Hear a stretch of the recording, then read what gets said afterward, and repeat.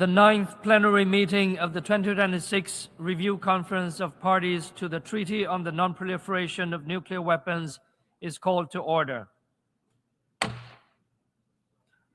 Excellencies, distinguished delegates, ladies and gentlemen, as decided by the conference, this plenary meeting is dedicated to the presentations from non-governmental organizations. I would like to welcome the representatives of the 154 accredited non-governmental organizations that have come from all over the world to follow the proceedings of the 2026 NPT Review Conference and to express their views. We all appreciate efforts by non-governmental organizations in strengthening the global non-proliferation regime and in promoting nuclear disarmament. We also appreciate their expertise and dedication that are crucial in our efforts towards the realization of our common objective of a world free of nuclear weapons. I would like to make special note of the presence of the Hibakusha. I wish to thank them for their long-standing and determined efforts to spread the message of peace and of the need for a world free of nuclear weapons. I am convinced that the joint voice of civil society will give further impetus for the conference to intensify our efforts aimed at strengthening the Treaty on the Non-Proliferation of Nuclear Weapons. Delegates will also have noted that on the General Assembly lobby, the first floor as well as the basement, the first basement of this building, there are some educative exhibitions organized by states parties, our partners in civil society, and the International Atomic Energy Agency. Before moving to the NGO segment, I would like to remind delegations that the list of speakers for the general exchange of views under Main Committee 1 has closed, but the list of speakers for Main Committee 2 and Main Committee 3 remain open. I invite delegations wishing to make statements during the general exchange of views under these two main committees to inscribe through the e-delegate portal.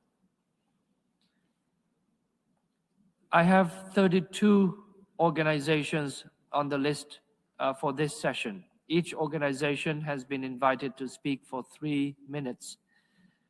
The first speaker on the list is Mr. Jiro Hamasumi of the Japan Confederation of A and H bomb survivors organizations, the Nihon Hidankyo. You have the floor, sir.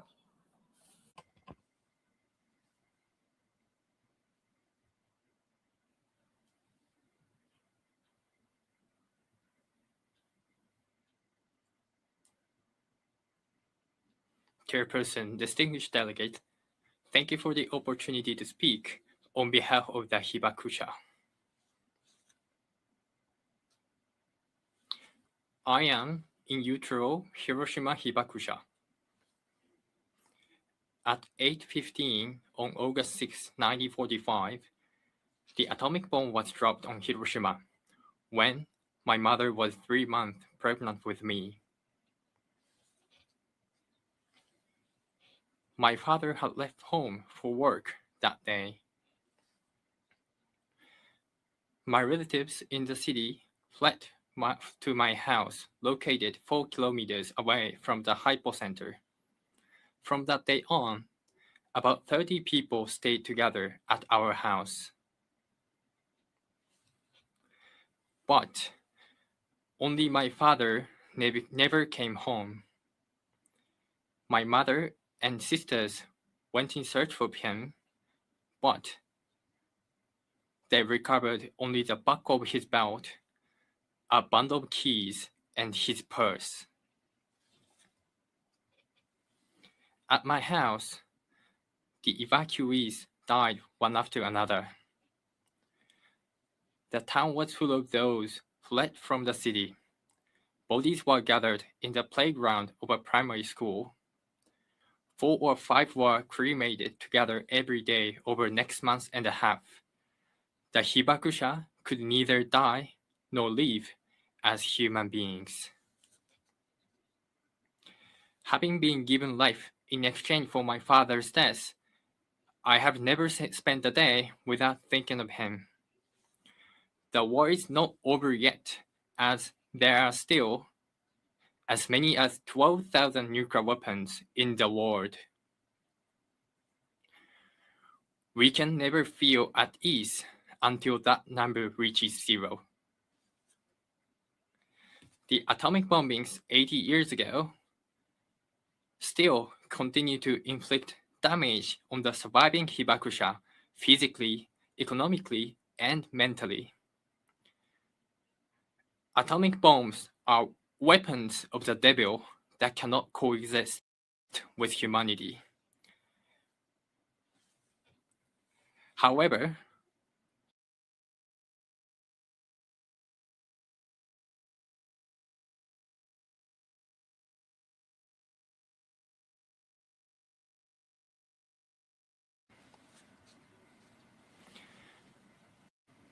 Nihon Hidankyo, founded on August 10, 1956, proclaimed in its founding declaration message to the world that we hibakusha have reassured our will to save humanity from its crisis through the lessons learned from our experiences, while at the same time saving ourselves. For the past 7 years, we have upheld our vow and appealed domestically and internationally, no more hibakusha. 56 years have passed since the NPT entered into force. We urge you to immediately implement the promise you have made at the 2000 Review Conference, which was reaffirmed in 2010, namely the unequivocal undertaking by the nuclear weapon states to accomplish the total elimination of their nuclear arsenals.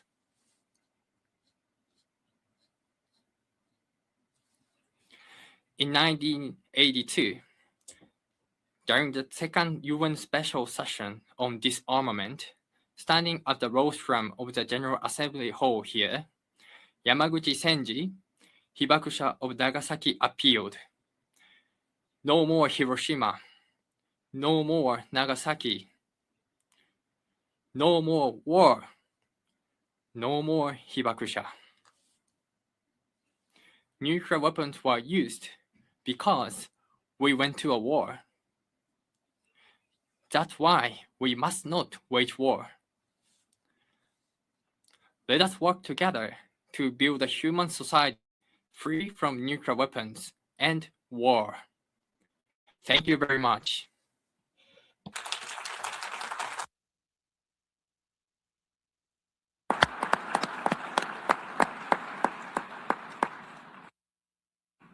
I thank the distinguished representative of Nihon Hidankyo. I now give the floor to the distinguished representative of the Japan Council Against Atomic and Hydrogen Bombs, Gensu Kyo. You have the floor. Thank you, Mr. Chair. We of the Japan Council Against Atomic and Hydrogen Bombs, Gensikyo, is working to achieve the prevention of nuclear war, ban and elimination of nuclear weapons, and support and solidarity with the hibakusha. This conference is taking place under the worst and most dangerous situation, with wars and killings rampant, and the danger of the use of nuclear weapons is increasing. On the one hand, the overwhelming majority of countries in the world, as non-nuclear weapon states under the NPT, abide by the obligation of non-proliferation of not to develop or acquire nuclear weapons. Close to 100 countries have ratified and signed the Treaty on the Prohibition of Nuclear Weapons, TPNW, and many more countries are operating nuclear weapon-free zones in many regions. On the other hand, however, the nuclear weapon states have failed to implement the elimination of nuclear weapons, the commitment of the unequivocal undertaking, and keep promoting the expansion and modernization of their nuclear arsenals. Some are even launching and continuing armed attacks on non-nuclear weapon states, including attacking, occupying, or controlling nuclear facilities. This atrocity continues to this day, all in violation of the UN Charter. The NPT takes a stand on the UN Charter and is aimed to avert the danger of nuclear war and protect the security of all nations. The only guarantee for achieving this objective is the complete elimination of nuclear weapons. In the hope that the conference will be fruitful toward that end, I want to propose the following 3 points.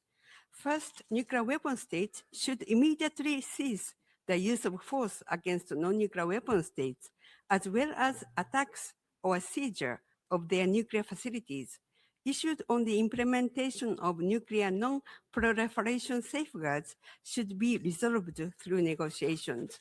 Second, the conference should reaffirm all agreements reached by the previous review conferences. The nuclear weapon states should fulfill their obligation under Article 6 and report on their progress. The TPNW should be recognized as complementary to the NPT and its universalization encouraged. Third, the use of nuclear weapons is a crime against humanity. Nuclear deterrence, nuclear sharing, nuclear umbrella, all should be eliminated.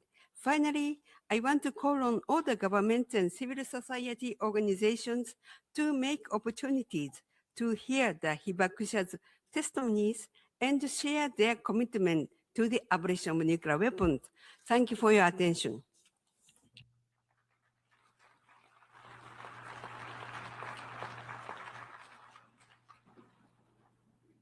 I thank the distinguished representative of the Japan Council Against Atomic and Hydrogen Bombs. I now have the honor to invite Mr. Kazumi Matsui and Mr. Shiro Suzuki, mayors of Hiroshima and Nagasaki, mayors of peace. You have the floors. Well, good morning, everyone. My name is Matsui Kazumi, Mayor of Hiroshima and the President of Mayors for Peace. It is a great honor to address you here. Today, armed conflicts continue to unfold, claiming the lives of innocent civilians and destroying vital infrastructure. We are also worried that neglecting the rule of law, including the UN Charter, could trigger even more conflicts. Even conflicts are fought with conventional weapons, the involvement of nuclear weapon states heightens the risk of nuclear weapon use, causing inhumane consequences up to extreme levels. As ordinary citizens, we are forced to live our daily lives with a profound sense of anxiety. In every age, it is innocent civilians who fall victim to war. I strongly urge policymakers around the world to address issues nationally, rather than labeling others as either good or evil.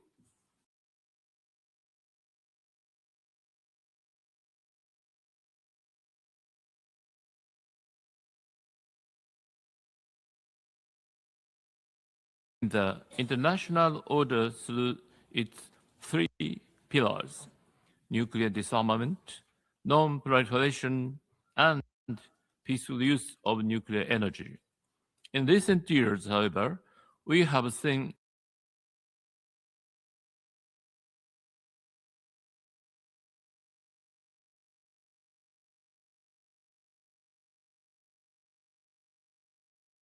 face negotiation as required by Article 6 of the treaty.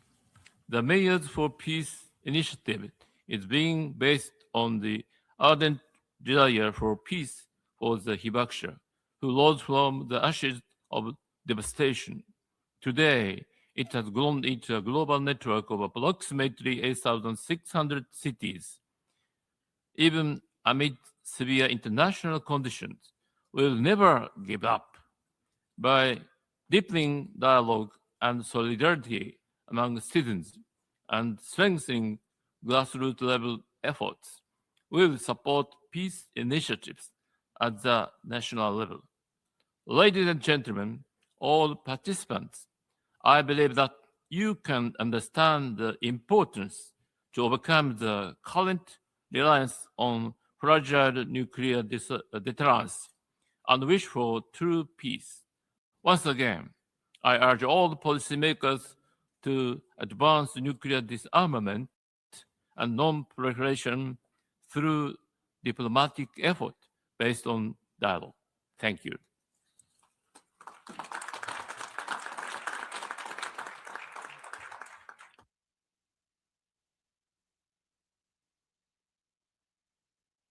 I am Suzuki Shiro, Mayor of Nagasaki.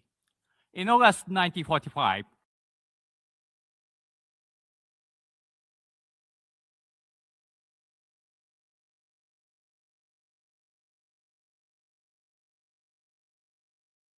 a total of approximately 210,000 precious lives had been lost. The sufferings of the past seem to be fading away. I fear this oblivion. I fear that such forgetfulness may lead to a new acceptance of the use of atomic bombs. These words were left to us by the late Taniguchi Sumiteru, who at the age of 16 was exposed to the atomic bombing in Nagasaki and suffered severe deep red burns across his entire back. Despite such immense suffering, he dedicated his life to lead the peace movement.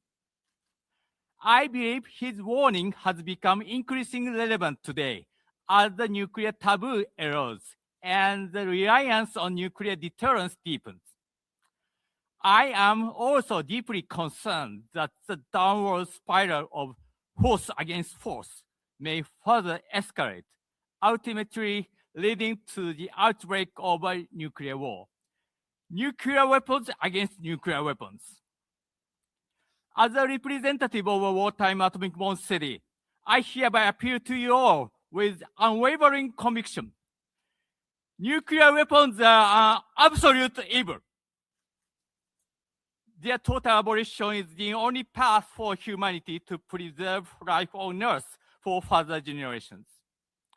Now, I strongly urge all state parties to reaffirm the commitments made at previous conferences. I call upon you to fulfill your obligation to pursue negotiations on nuclear disarmament in good faith, as mandated by Article 6 of the NPT, and to present a concrete path towards making tangible progress on nuclear disarmament and non-proliferation measures. Before closing, let me share with you all the following message. Nagasaki must remain the last wartime atomic bombing site. Thank you.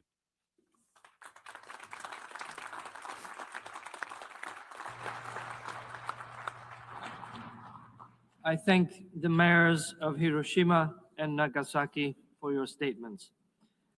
I now give the floor to Ms. Mika Yokota, Governor of Hiroshima Prefecture.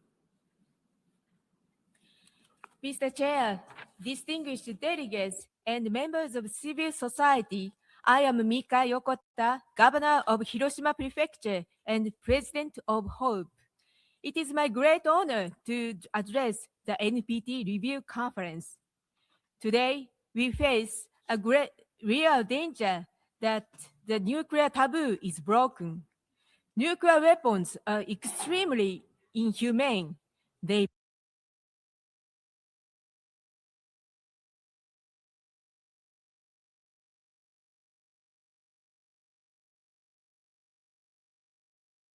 inflict massive long-term suffering through radiation. From both humanitarian and ethical standpoints, nuclear weapons must never be used. Yet, as long as they exist, the risk of their use, whether by intent or accident, will remain. Any use of nuclear weapons would clearly go against the terms of international law and could trigger escalation that would irreversibly devastate our world. Humanity and nuclear weapons cannot coexist. There are still 12,241 nuclear weapons in the world, possessing more than 135,000 times the destructive power of the one dropped on Hiroshima. We must never grow accustomed to this abnormal situation. That is why it is the responsibility of all of us to reinforce the nuclear taboo, moving away from the risk of nuclear use. We need security policies that do not rely on nuclear deterrence. Hiroshima will work with CIPRI, ICANN, and other partners to advance research on practical approaches to such security. I call on all states parties to pursue this path.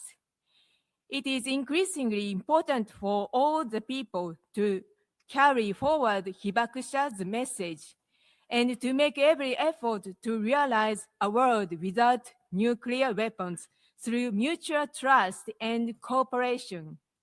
I call on world political and military leaders as well as the youth to visit the atomic bombed sites. To secure a sustainable planet and the future of humankind, we urge that nuclear abolition should be included among the United Nations' next goal. To all NPT state parties,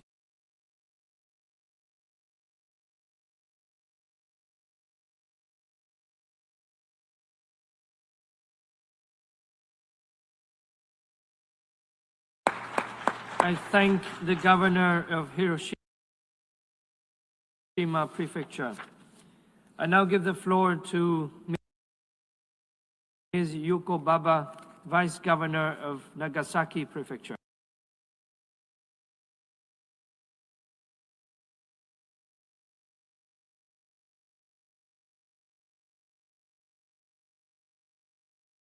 Who organized this NPT level conference. I'm deeply honored that Nagasaki Prefecture has the opportunity to address this session for the first time. 80 years after the atomic bombing, the people of Nagasaki have continued to call for a world without nuclear weapons. Harm from nuclear weapons does not end with the explosion. Radiation exposure continues over the long term, threatening human health and damaging both lives and societies. Recently, the UN established an independent scientific panel for assessing the effects of nuclear war, such as impacts on climate change and food insecurity. Dr. Masao Tomonaga from Nagasaki is also participating. The issue of nuclear weapons is no longer a past tragedy of just Hiroshima and Nagasaki. It is a shared challenge that all humanity must confront. However, we are seeing accelerating trends that undo nuclear disarmament progress and undermine the nuclear non-proliferation regime. International cooperation frameworks, including the NPT itself, are facing serious challenges. I stand before you with a strong sense of urgency, carrying Nagasaki's desire to be the last place to suffer an atomic bombing. Today, emerging technologies such as AI are increasingly incorporated into nuclear weapon systems and frameworks.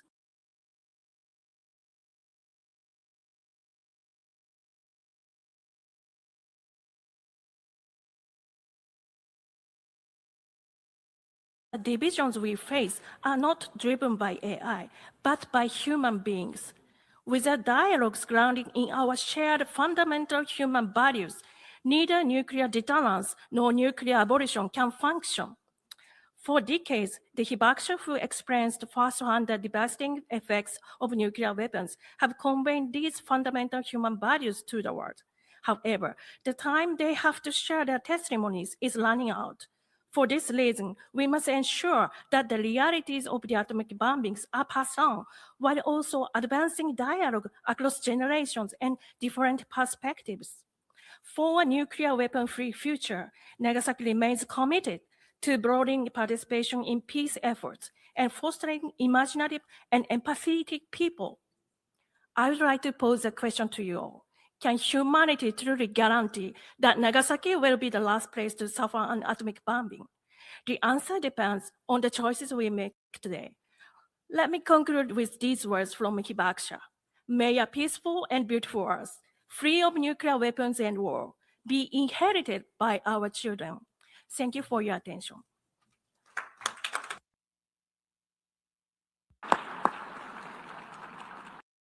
I thank the distinguished Vice Governor of Nagasaki.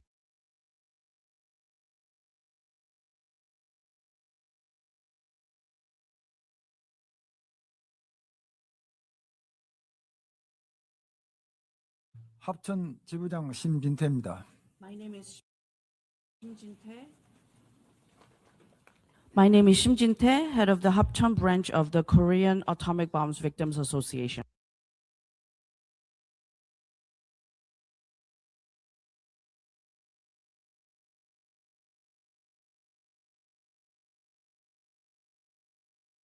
소품 공장에서 일을 하셨습니다. 저는 히로시마에서 태어나 3살 때에 원폭을 맞았습니다. My father was forcibly conscripted to Hiroshima by the Japanese colonial authorities in 1941, and my mother also worked in a munitions factory in Hiroshima. I was born in Hiroshima and was exposed to the atomic bombing when I was 3 years old.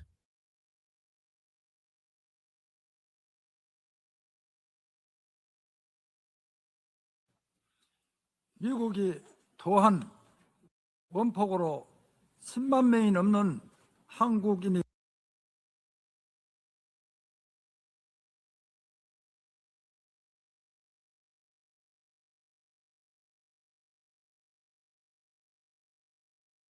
Conscripted laborers living there under Japanese colonial rule.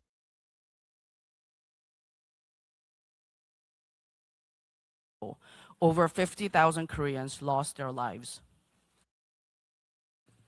살아남은 사람들에게도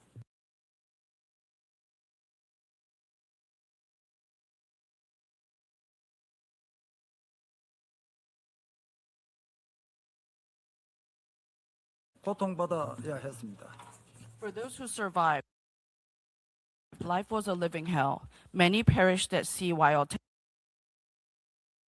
attempting to return to Korea by boat. Even those who managed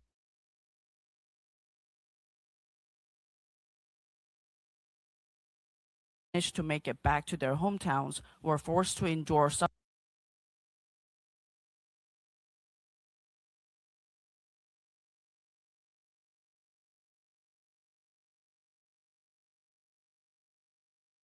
눈물로 하루하루를 버텨야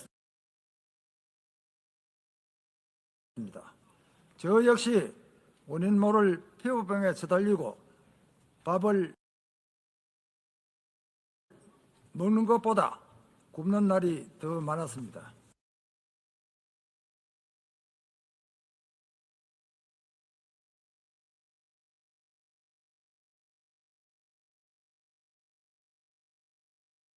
than days when I had a meal. 저는 2001년부터 한국 원폭 폐자 협회 합천 지부장으로서 활동하고 있습니다. 그동안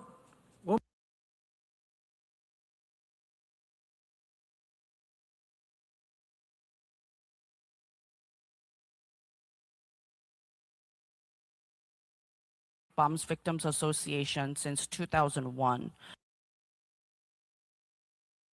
Over these years, I have witnessed countless victims of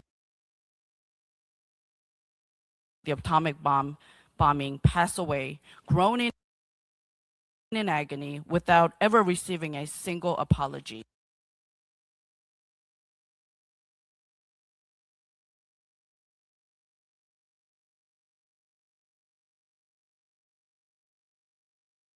는 강제로 한국인을 끌고 갔고 미국은 원폭을 도하했습니다. 한국 정부는 우리를 외면했습니다. 피해자는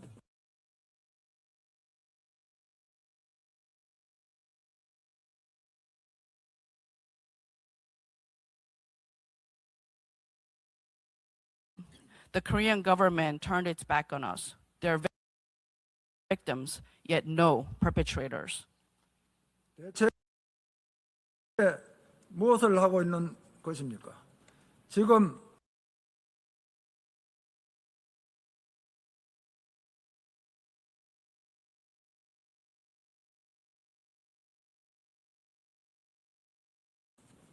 What exactly are you doing? Are they simply waiting until all 1,500 surviving first-generation Korean victims pass away? 아무도 책임지지 않기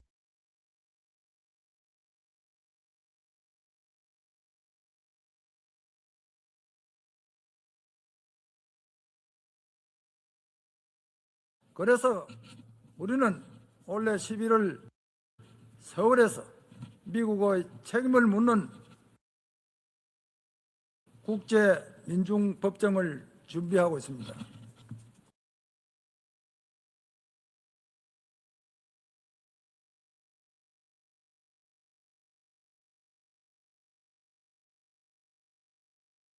United States, the nation that dropped the atomic bombs, must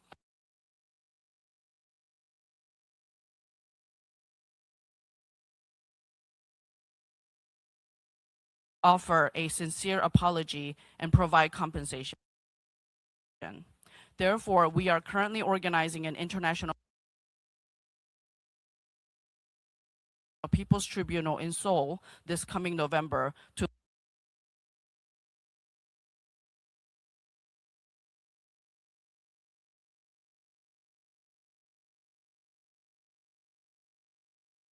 관심과 연대를 부탁드립니다.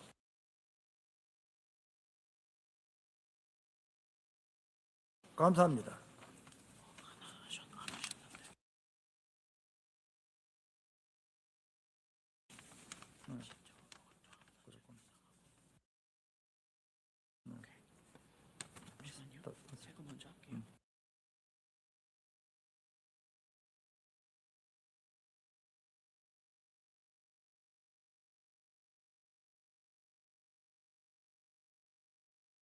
and our descendants will continue to fight to the very end until these nuclear weapons, which are in essence illegal instruments of war, and are reduced to nothing more than scrap metal. We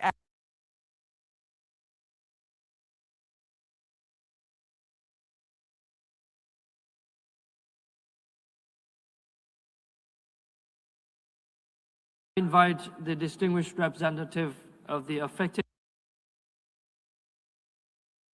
communities and allies working group for a nuclear-free world.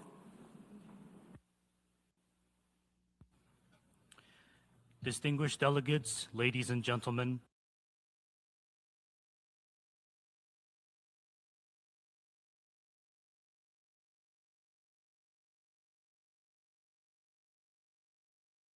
fundamental rights to life, health, and a clean environment. We urge member states to acknowledge that nuclear energy is neither peaceful nor a climate solution. To eliminate nuclear weapons globally,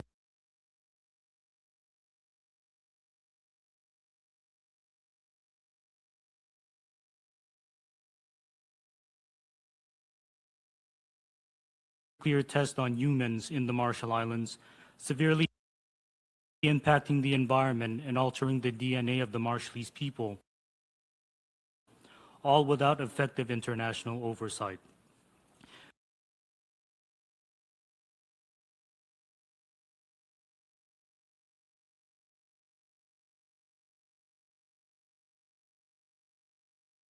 Nagasaki.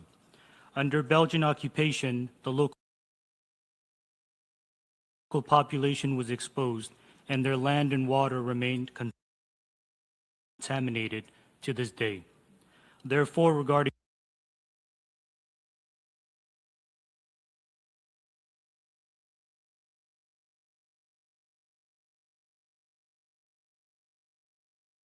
the NPT to use nuclear energy. Promoting nuclear technology can lead to more reactors and increased conflicts. We propose that NPT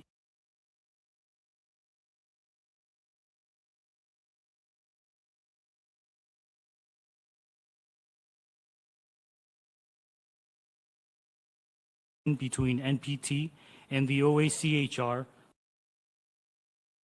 to protect the UN system and its members from threats, as seen in the Democratic Republic of Congo, and the Marshall Islands.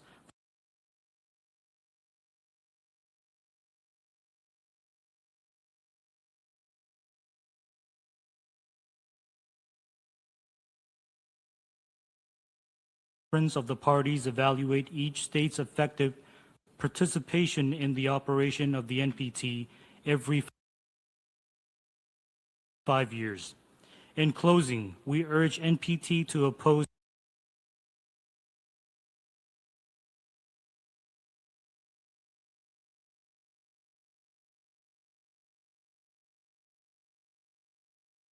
of international law. A world free of nuclear threats can only be achieved when the United States and countries that have developed nuclear weapons for defense against the U.S. or others have eliminated their nuclear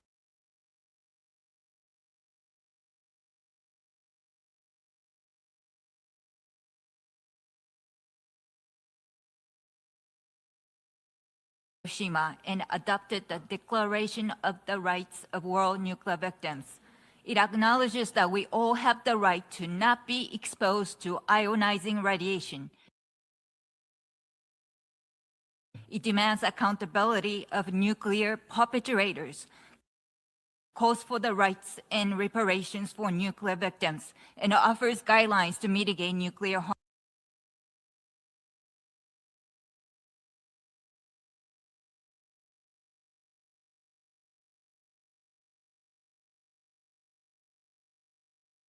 In areas where radioactive hotspots remain. One of the Fukushima evacuees who relocated from Fukushima with small children emphasized that every person on Earth has the right to protect themselves from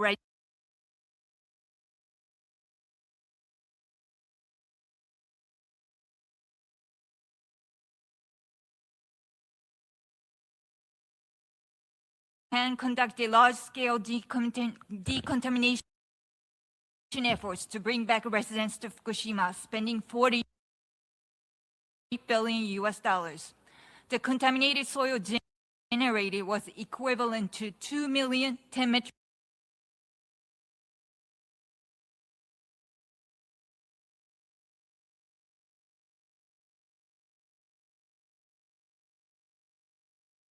up to additional $30 billion. In 2023, Japan and TEPCO began dumping ALPS-treated contaminated water into the Pacific Ocean from the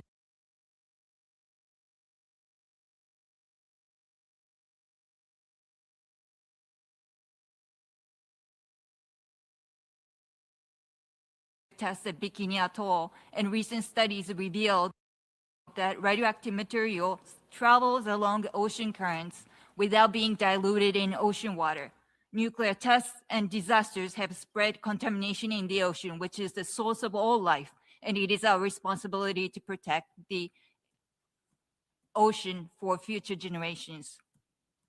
Mr. Chair, distinguished delegates, the true impact of radioactive contamination is often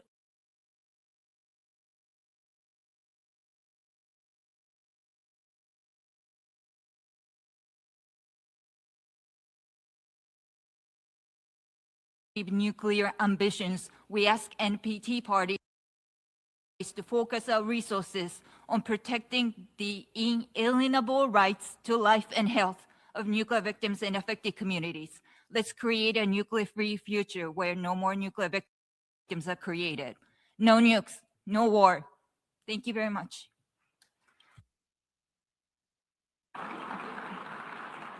I thank the distinguished representative of the Manhattan Project for a Nuclear-Free World.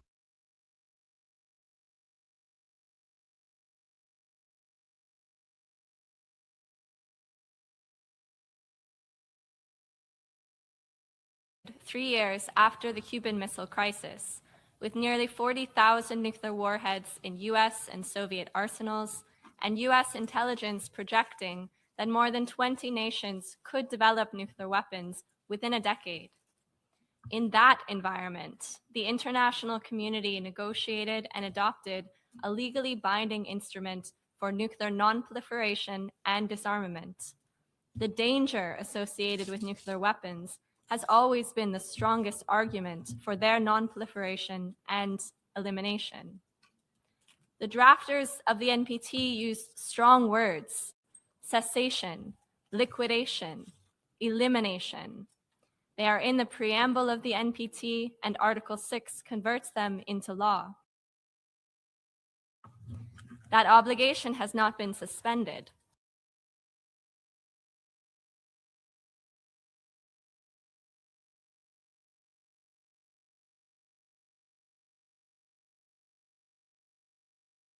The responsible alternative to disarmament when the treaty explicitly requires elimination. This conference must also address the barely veiled threats to use nuclear weapons during the review cycle. These threats are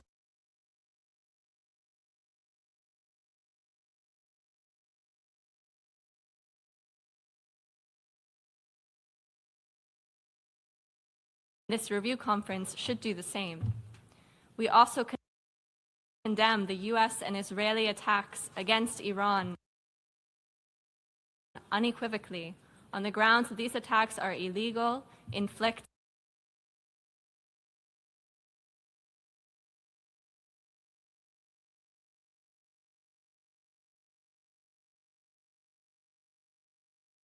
of non-nuclear weapon states parties to this treaty publicly embracing nuclear weapons, calling for increased salience of nuclear weapons in their security strategies.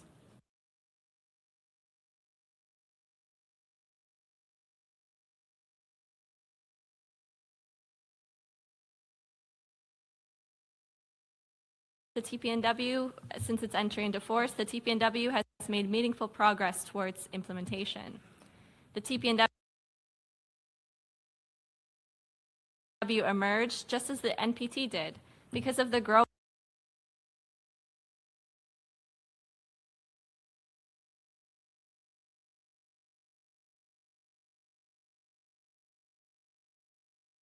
urges every state in this room to attend as a state party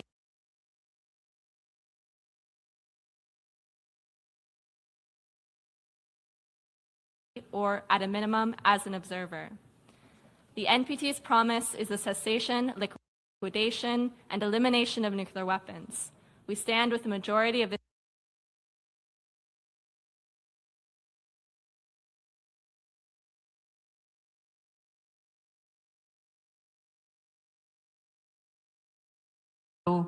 Speaking on behalf of a joint civil society group on gender and intersectionality.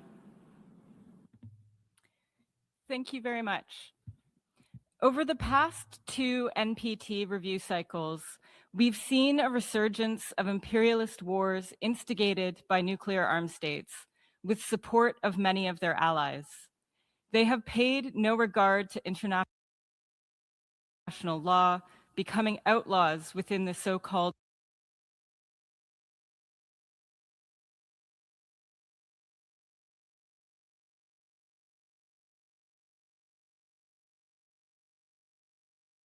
and to resume explosive nuclear testing.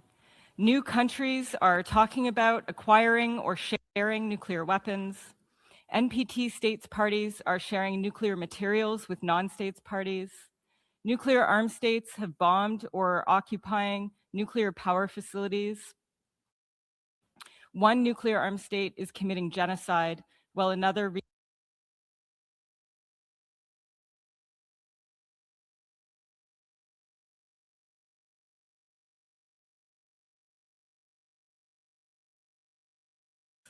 survivors and affected communities of past harm are not receiving the reparations or reciprocity they're owed. All of these actions are in violation of international law. All of these actions put the world more and more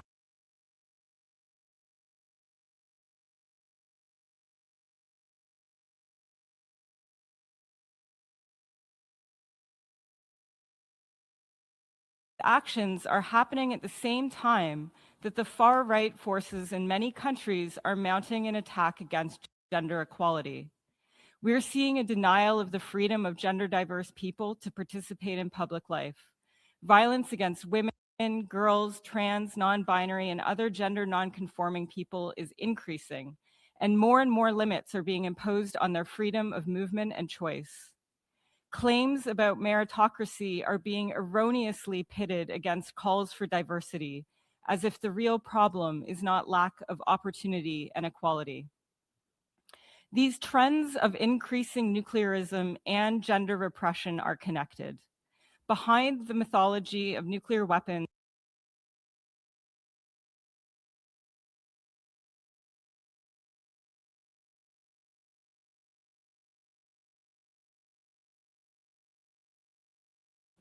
for many people, their ideas about gender describes how they see the world and their role in it. Part of why gender diverse people and women are under attack is because certain people believe that their rightful dominance is being questioned. Similarly, countries are being invaded, occupied, and bombed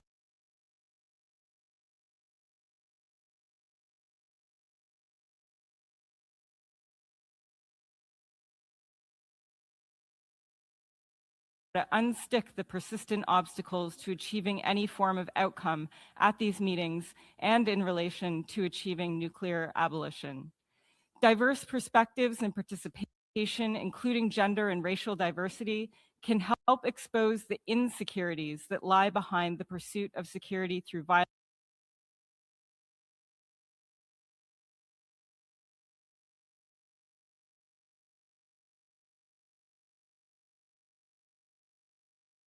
and justice. We might not be able to eliminate oppressive systems overnight, especially as those entrenched as nuclearism and other forms of militarism. But we must allow ourselves the space to pursue security differently, to collectively envision and invent what we need to build a world that works for all, not just for a few. Because what is clear is that the current ways of working and ways of thinking about the world are leading only to more brutality and barbarism. We need nuclear abolition and freedom for all now. Thank you very much.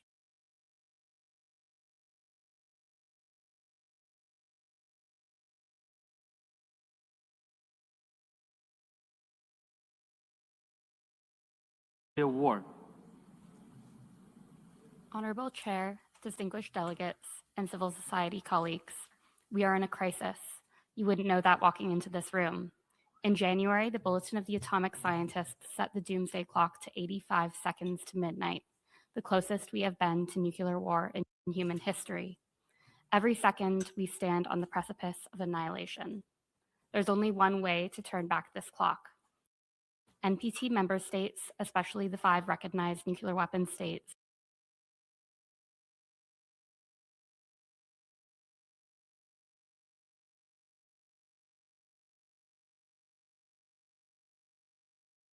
health, I remind you there is no humanitarian response to any use of nuclear weapons. Even a single detonation would usher in a catastrophic new era, resulting in hundreds of thousands of deaths, severe injuries, and an unrecognizable radioactive wasteland. A nuclear war, no matter the scale, would threaten the lives of every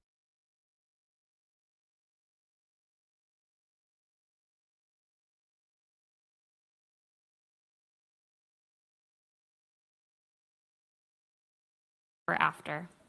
Despite decades of evidence on their catastrophic impacts, the nuclear-armed states are brandishing warheads and threatening the planet, acting with impunity and disregard for international law, holding the rest of the world at their mercy as they test their limits.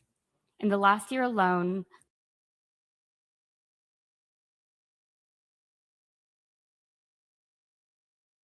the last remaining US-Russia arms control treaty expired, leaving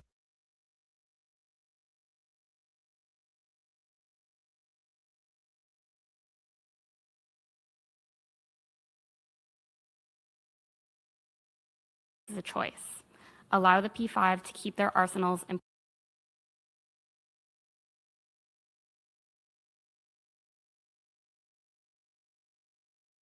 perpetuity, making future use of nuclear weapons inevitable, or to act with the urgency this moment demands. Today, we call on each of you, especially nuclear weapon states, to turn statements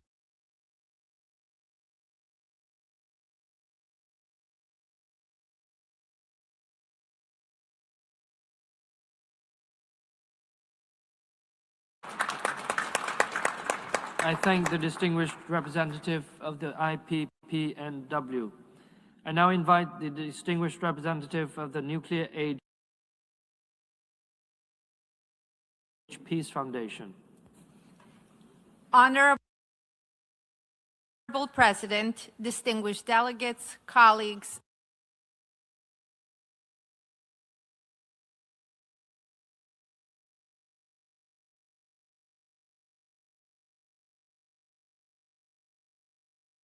scale nuclear war in less time than this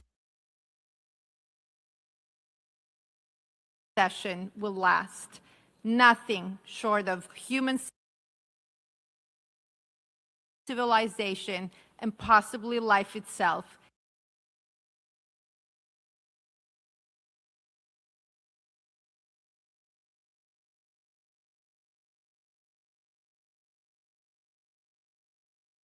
responsibility, but a clear legal obligation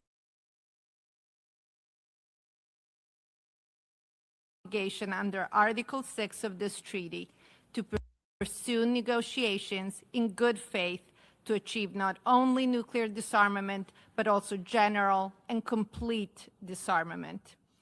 Nuclear disarmament and nuclear non-proliferation are not separate tracks towards a safer world. They're intertwined and inseparable paths. As Joseph Rothblatt warned in his 1995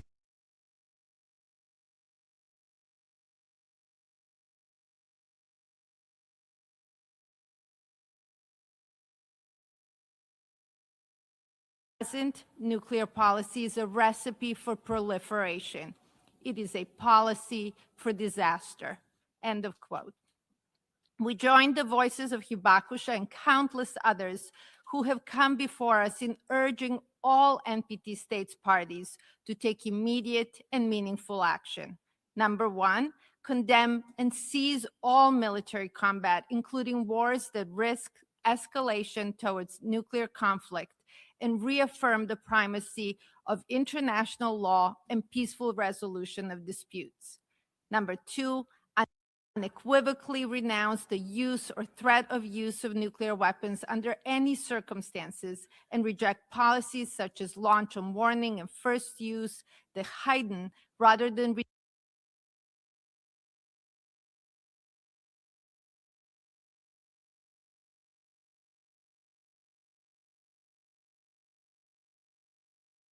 time-bound path toward a world free of nuclear weapons, including by joining the Treaty on the Prohibition of Nuclear Weapons. The first step in this journey must be clear to all. The United States and the Russian Federation, which together possess more than 85% of the world's nuclear arsenals, must urgently restart bilateral negotiations to reduce and ultimately eliminate their stockpiles. The remaining nuclear armed states must pause all modernization and arsenal increase programs and commit to a transparent, verifiable, and irreversible process of disarmament. Number four, recognize and assist all victims of the nuclear age, including survivors of the atomic bombings of Hiroshima and Nagasaki, those impacted by more than 2,000 nuclear explosions during the so-called nuclear testing period, and uranium mining workers and others harmed by the development of nuclear weapons, ensuring justice, support, and environmental remediation. This call is not just an abstract moral appeal. It is a prerequisite for human survival. The credibility of the NPT and the future of humanity depend on the actions we take during this conference. Thank you, Honorable President. I thank the distinguished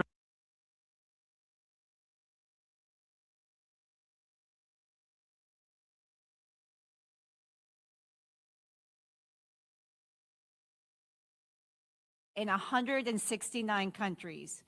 For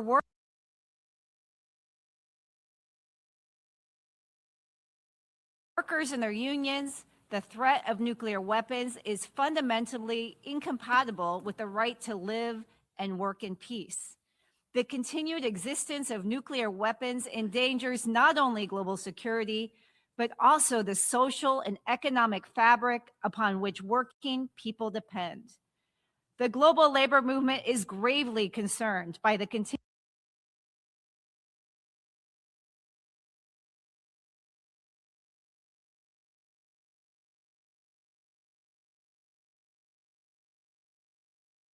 obliges all states parties to pursue negotiations on effective measures relating to nuclear disarmament. Workers around the world are demanding a renewed sense of urgency and responsibility.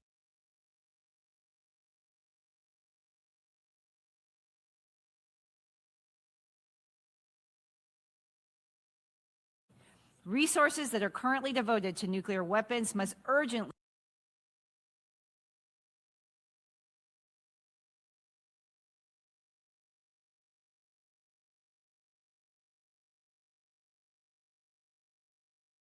industries and workers currently linked to nuclear weapons production must not be left behind. With forward-looking industrial policies, social dialogue, and public investment, we call on all governments to develop fair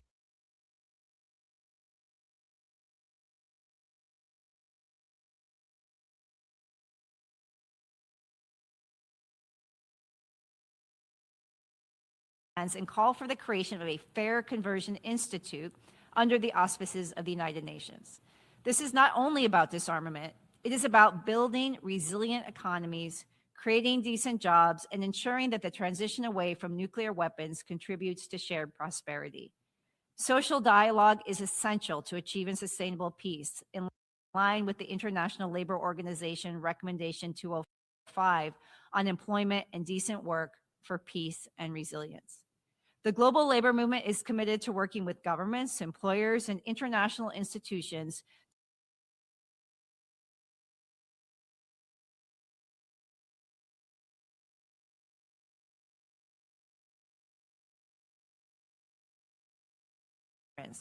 We urge this review conference to deliver concrete, time-bound, and verifiable steps toward nuclear disarmament. Thank you. I thank the distinguished representative of the International Trade Union Confederation. I now invite the distinguished representative of the International Association of Lawyers Against Nuclear Arms. Honorable President, Excellencies, distinguished delegates, ladies and gentlemen. My name is Dr. Deepshika Kumari, and on behalf of the International Association of Nuclear Arms, I thank you for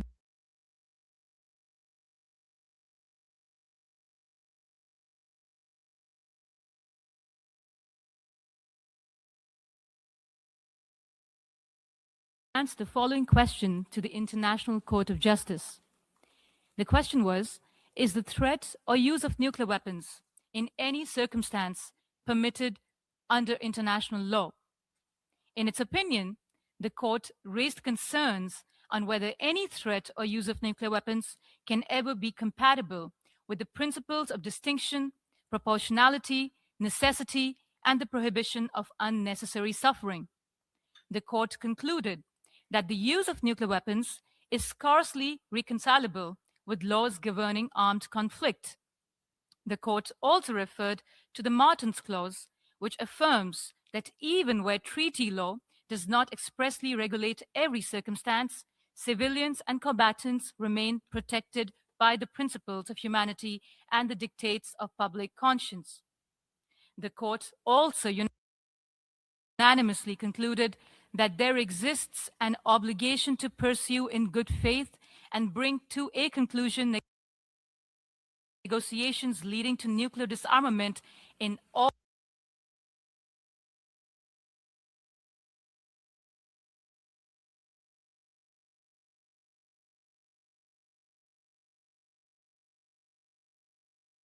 the imperative to implement Article 6 becomes even more acute. Honorable President, today research on nuclear winter demonstrates that even a limited nuclear exchange could trigger global climatic disruption on a planetary scale. The heat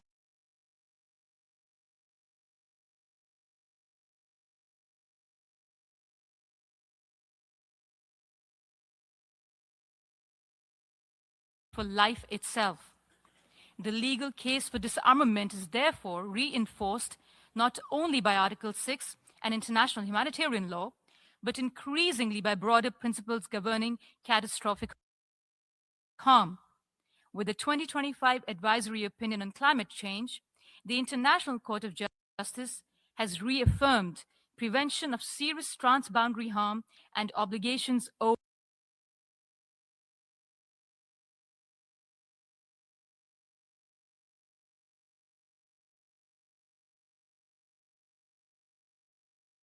for their elimination. Nor can doctrines premised on perpetual readiness to inflict mass destruction be squared with the principles of humanity or the imperative to safeguard future generations. We therefore humbly submit that the survival of humanity and the survival of the treaty demands movement from rhetoric to meaningful negotiations, from negotiations to implementation, and from implementation to abolition. Thank you for your time and attention. I thank the distinguished representative of the International Association of Lawyers Against Nuclear Arms. I now invite the distinguished representative of the Arms Control Association. Thank you, Mr. President.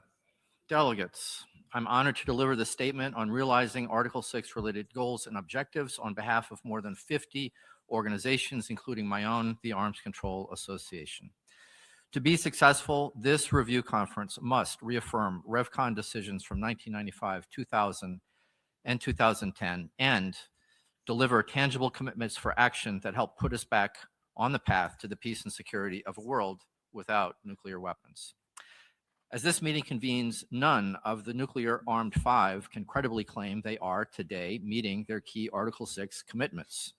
For the first time in decades, there's no legally binding treaty limiting the size and composition of the largest strategic nuclear arsenals. Independent researchers confirm that China continues to expand its arsenal. France just announced it will begin to increase the size of its arsenal. There are no active negotiations on disarmament. The United States has threatened to resume nuclear testing, quote, on an equal basis, and has accused another, China, of conducting a prohibited nuclear test. The wars against Ukraine and Iran further highlight the failure to make progress on legally binding negative security assurances. Worse yet, with China's nuclear buildup in mind, many members of the U.S. nuclear weapons establishment are lobbying for a buildup of U.S. nuclear forces. Delegates, ladies and gentlemen, more nuclear weapons will not make us safer. Halting the spiral of nuclear tensions is in every nation's interest.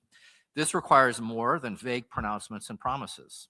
It requires action on disarmament diplomacy. It is tragic that the US and Russian leaders have failed for 20 years to engage in meaningful, sustained negotiations on a successor to New START. It is also notable that following the expiration of New START, the United States has proposed multilateral talks on nuclear arms control. Such an approach may sound appealing. After all five nuclear-armed states have Article 6 commitments to engage in such talks. But without a serious strategy for success, this could be a formula for further inaction, especially given the complexities of a five-sided negotiation. And any new multilateral initiative should not be allowed to substitute for the immediate commencement of serious bilateral talks between the United States and Russia, and the United States and China that could yield concrete outcomes and perhaps more quickly. To improve the chance of success in future arms reduction talks and to prevent unconstrained nuclear competition, we call on all five NPT nuclear-armed states to agree to a freeze on the number of their strategic launchers at current levels. The final conference outcome, in our view, should call upon the nuclear weapon states to engage no later than the end of 2026 in negotiations bilaterally and or multilaterally to end the nuclear arms race and on nuclear disarmament and to refrain from increasing the size of their nuclear arsenals. It should reaffirm support for the global moratorium on nuclear explosive tests. It should call for prompt action by Annex II states on ratification before 2030. It should call upon the 5 nuclear-armed states to engage in technical discussions on new confidence-building measures to ensure that ongoing activities at former test sites are consistent with the Comprehensive Nuclear Test Ban Treaty. It should call upon the United States specifically to ratify the protocols to 3 key nuclear weapons free zone treaties by 2027, which will bring into force legally binding negative security assurances for the zonal states. Delegates, this is no ordinary NPT meeting. The stakes are high. We must close the disarmament deficit. We wish you success and offer our help and support. And the full version of this statement is online. Thank you. I thank the distinguished representative of the Arms Control Association. I now invite the distinguished representatives of the International Peace Bureau and the Middle East Treaty Organization. Honorable Chair, distinguished delegates, excellencies and colleagues. يقول الله تعالى في كتابه الكريم God says in the Quran, we made you people and tribes to meet together. Therefore, we stand today on behalf of humanity to reaffirm that living in peace and security is one human right that is indivisible. Middle East Treaty Organization and the International Peace Bureau.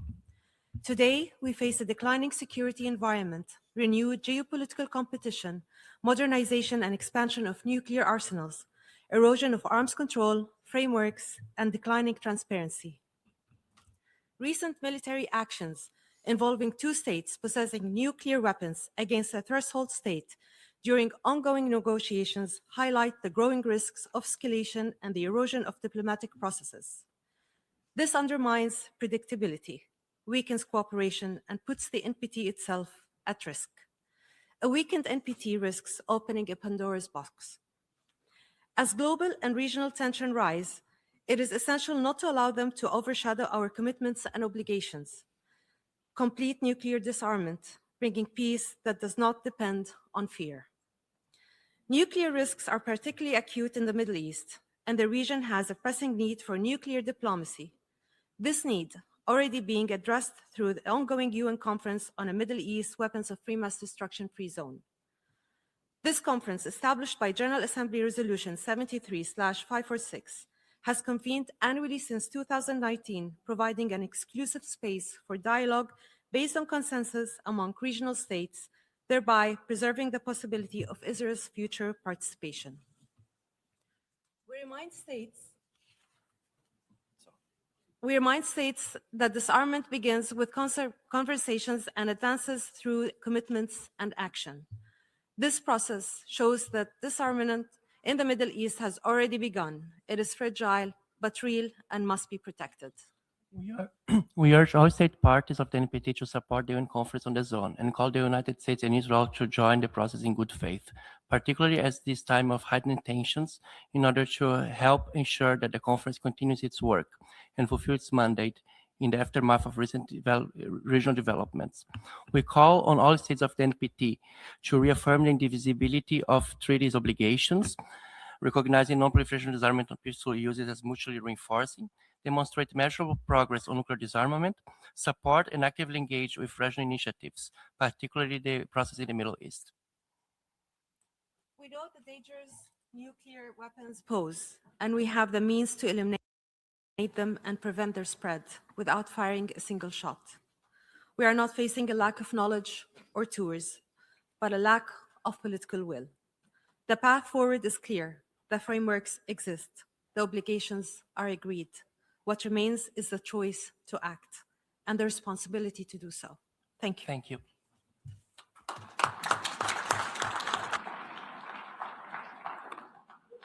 I thank the representatives of International Peace Bureau and the Middle East Treaty Organization. I now have the honor to invite Ms. Gil Kim of Solidarity for Peace and Reunification of Korea, SPAC.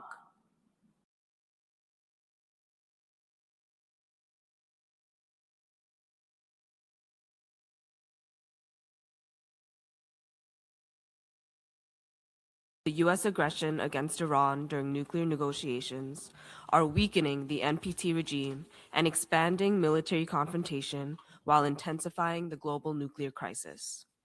In this context, the past, present, and future nuclear issues on the Korean Peninsula go beyond being merely regional concerns. They serve as a microcosm of the global structure of nuclear confrontation and crisis today, as well as the prospects for their resolution. Of the approximately 700,000 victims of the U.S. atomic bombings of Hiroshima and Nagasaki in 1945, 1/10, or around 70,000 people, were Koreans. Present-day nuclear confrontation on the Korean Peninsula lies within the broader historical continuum of Japan's unlawful colonial rule and the U.S. atomic bombings.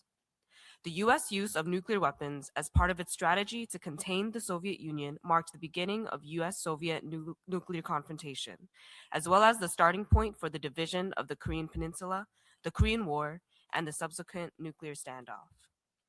Under the ROK-U.S. alliance, the United States deployed tactical nuclear weapons in South Korea, using South Korea as a forward base against the Soviet Union and China, and subsequently provided a nuclear umbrella and extended deterrence. Confronted with this, North Korea in turn entered into alliances with the Soviet Union and China and pursued nuclear development and acquisition. This dynamic has driven the military confrontation between the two sides into a full-fledged nuclear standoff. In other words, U.S. extended deterrence is the cause of North Korea's nuclear weapons development and possession. The Korean Peninsula is the only region in the world where opposing sides confront each other with preemptive nuclear strike doctrines. The ROK-U.S. combined military exercises, the largest in the world, serve as a trigger that could escalate this acute nuclear confrontation on the Korean Peninsula into nuclear war. To reduce the likelihood of nuclear war, the U.S. preemptive nuclear strike doctrine and the DPRK nuclear forces policy law must be abolished as a top priority. Extended deterrence is a violation of Article 2, Paragraph 4 of the UN Charter, which prohibits the threat of force, and Article 1 of the TPNW. The way out of the Korean Peninsula's never-ending mutual threats, deterrence, and confrontation inherent in a security dilemma lies in the conclusion of a peace agreement on the Korean Peninsula and a DPRK U.S. non-aggression treaty. This will be the only way to achieve denuclearization and peace on the Korean Peninsula. It will also set a precedent for a nuclear-armed state moving toward disarmament and open the way to a nuclear-free world and lasting peace. We will hold the International People's Tribunal in Seoul to examine the illegality of the U.S. nuclear bombings in 1945 and to demand that the U.S. make an official apology and provide compensation. Through this, we aim to hold the U.S. responsible for its past nuclear use and the current nuclear confrontation on the Korean Peninsula, and to present a path toward future denuclearization of the Korean Peninsula and the world. Thank you.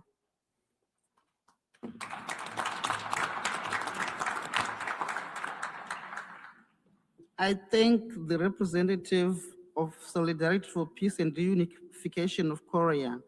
I now have the honor to invite Mr. Daniel Goodbranson, who is delivering a civil society Nordic statement. President, distinguished delegates, I thank you for taking the time to listen to civil society statements. I take the floor on behalf of 20 civil societies organizations from Norway, Sweden, Denmark, Finland, and Iceland. We urge all state parties to take in our message. We will start by reminding everyone in this room that everything that happens here during this conference will impact human lives. President, with the heightened risk, we cannot wait. The world knows only too well the dangers that nuclear weapons represent. This alone should be enough for this review conference to take concrete action to strengthen the NPT. Lately, we have spent countless hours debunking arguments in support of Nordic nuclear weapons and European nuclear umbrellas. This trust in security guarantees and lack of diplomatic relations create tensions and insecurity among us. In such conditions, hate and polarity spreads. This corrupts our societies and creates the false illusion that nuclear weapons create security. In fact, it only makes our world more dangerous. Moreover, the current debate surrounding European nuclear weapons reveal a recurring pattern of Eurocentrism.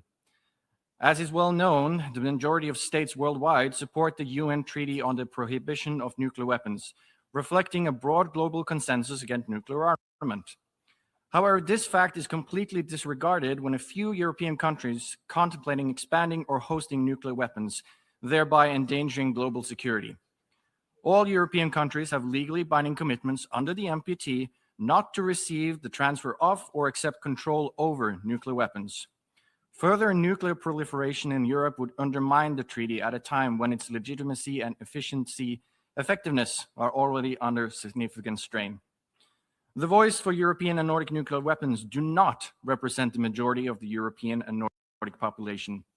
On the contrary, it is a slippery slope towards nuclear proliferation. The intention of the NPT was and still is to prevent the spread of nuclear weapons. President, over the time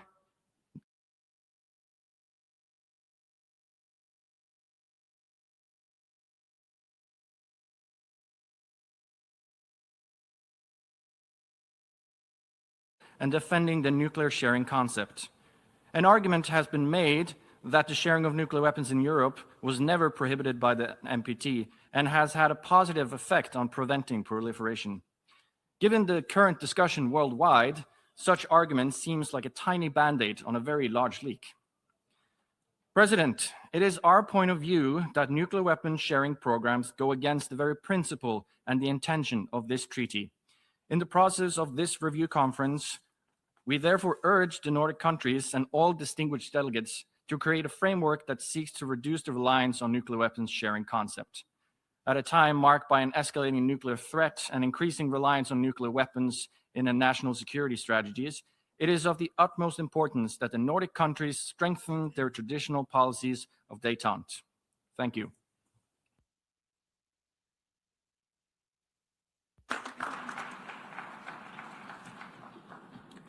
I thank the distinguished representative for the civil society Nordic statement. I now have the honor to call Mr. Jean-Marie Collin and Ms. Janina Ruther, European partner organizations of the International Campaign to Abolish Nuclear Weapons, ICAN. Mr. Chair, Excellencies, and friends, we, the European Partner Organization of ICAN, wish to raise concern about current deviation in the interpretations and implementations of the NPT. Nuclear weapon states have committed under Article 6 to pursue negotiation in good faith.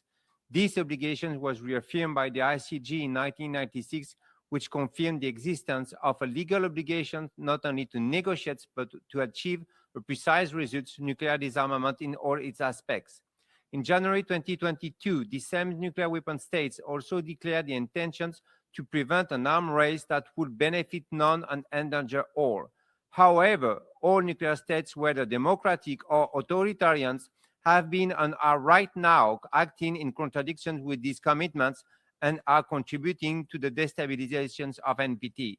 Recently, non-nuclear weapon European states have also been contributing to this weakening of the non-proliferation regime. States like Belgium, Denmark, Greece, Germany, the Netherlands, Poland, and Sweden are reinforcing the fallacious security logic based on the threat of the use of weapons of mass destruction by engaging in forms of nuclear armed cooperation proposed by France. After NATO's nuclear alliance and that between Russia and Belarus, the French initiative contributes to establishing nuclear alliance as a norm. In this context, one question arises: how can these states claim to defend the NPT with supporting policies that go against its spirit and may even violate it in the future? Increasing security and fear amounts to encouraging proliferation. If every state believes it must be feared in order to be free, as the French President Macron recently stated, then all states will be driven to acquire nuclear weapons. At a time when 3 nuclear-armed states are involved in armed conflict, we must ask ourselves, is this the reasonable path? As civil society organizations and as citizens of European states, we call on our governments to finally ensure security through the abolition of nuclear weapons. Have you already forgotten a not-so-distant past shaped by nuclear fear? From Hiroshima and Nagasaki to the Cold War, history has shown that civilian populations lived through constant crisis under the permanent threat of escalation, with states ready to use weapons whose humanitarian and environmental consequences are catastrophic. We cannot accept that this is the vision of the future that our governments offer to the younger generations already confronted with climate disruption.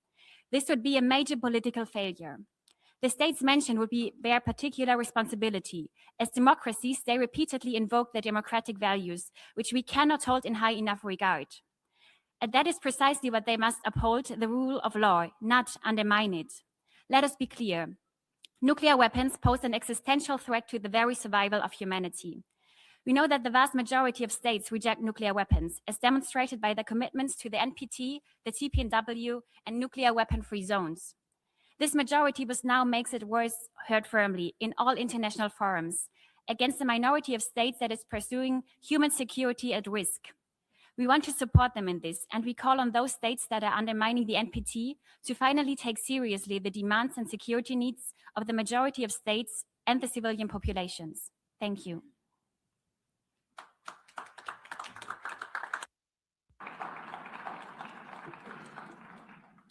I thank the representatives of European partner organizations of the International Campaign to Abolish Nuclear Weapons. I have the honor to call upon Mr. Rino Gianni of Pathways to Peace. Thank you. Good morning, everyone. We convene together at a moment of high insecurity in Eastern Europe, where geopolitical tensions, armed conflict, and renewed reliance on nuclear deterrence have increased nuclear escalation more than at any time in recent decades. The war in Ukraine has sparked regional discussions around nuclear sharing arrangements, modernization of arsenals, nuclear threats, and creating nuclear weapon programs. This rhetoric is extremely alarming. These only increase the risk of miscalculation and intentional use that can create catastrophic humanitarian and ecological consequences that would extend far beyond national borders. Civil society stands with a clear message: nuclear weapons do not provide security. The legacy of Hiroshima and Nagasaki remind us that nuclear weapons do not discriminate between civilians and military combatants. Their use would violate international humanitarian law, damage ecosystems, disrupt global food systems, and affect new generations. No emergency response system is prepared to handle the impact of a nuclear detonation. Today, we are witnessing deeply concerning incidents. Estonia has signaled openness to hosting US nuclear weapons under NATO nuclear sharing. Poland has also expressed interest in hosting nuclear weapons or even pursuing its own nuclear capabilities. These actions risk escalating tensions with Russia, destabilizing regional security, and can prolong the war in Ukraine. In this context, nuclear risk reduction and disarmament must be treated as an urgent, shared responsibility. We call on all states in Eastern Europe and beyond to take immediate, practical steps to reduce nuclear dangers, such as rejecting or discontinuing nuclear sharing programs, adopting policies of no first use, increasing diplomatic cooperation to establish regional security, and positively engaging with other disarmament instruments such as the Treaty on the Prohibition of Nuclear Weapons, TPNW. The only guarantee against the use of nuclear weapons is their total elimination. We therefore urge all states under extended nuclear deterrence arrangements to positively engage with the Treaty on the Prohibition of Nuclear Weapons. The TPNW represents a historic and necessary step toward delegitimizing nuclear weapons and advancing a rules-based framework for their elimination. Eastern European states have a critical role to play, and they must work towards nuclear disarmament and risk reduction as a way to diffuse regional tensions. Creating and participating in nuclear sharing programs will only escalate the war in Ukraine.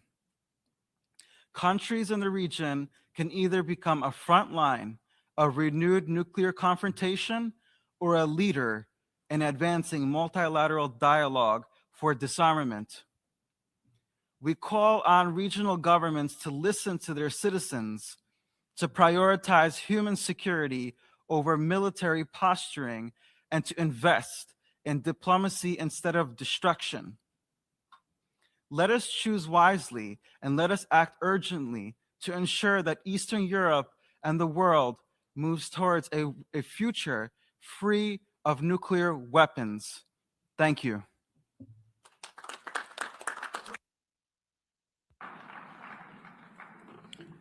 I thank the representative of Pathways to Peace. I now have the honor to invite Ms. Jana Baldus, European Leadership Network and Arms Control Association. Thank you, Madam Chair. I deliver a statement coordinated by the Arms Control Association and my own organization, the European Leadership Network, and endorsed by over 40 non-governmental organizations, civil society representatives, and experts. For decades, a global ban on nuclear explosions has been a central goal and is now a central element of the nuclear non-proliferation and disarmament regime. 3 decades after the conclusion of the Comprehensive Test Ban Treaty, the treaty has near universal support and has established a global norm against nuclear test explosions. The nuclear testing taboo contributes to both nuclear non-proliferation and disarmament. It impedes the development of new and more advanced nuclear warhead designs, which helps prevent dangerous nuclear competition and strengthens international security. The push to end all nuclear test explosion has also been driven by the widespread human suffering and environmental contamination produced by more than 2,000 atmospheric and underground nuclear test explosions since 1945. The effect of these detonations are still taking their toll on impacted communities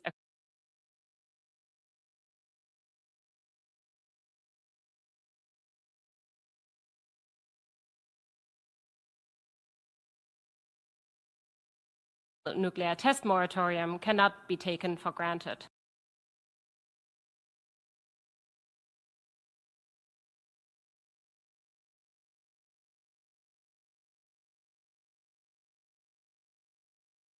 States and China to ratify, and Russia's cynical decision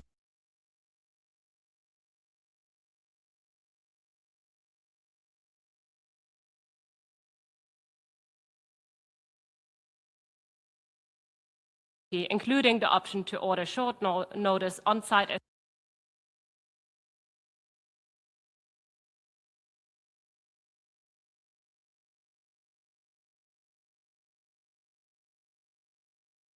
in a global nuclear test moratorium, are now facing unprecedented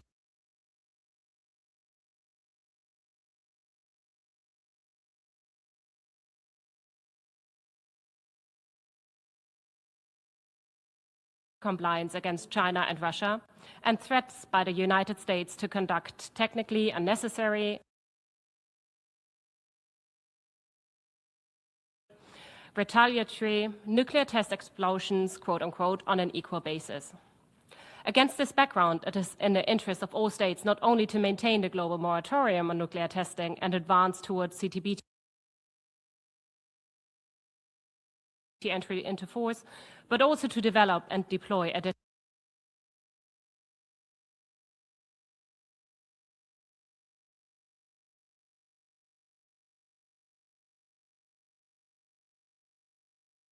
represents a critical opportunity for responsible states to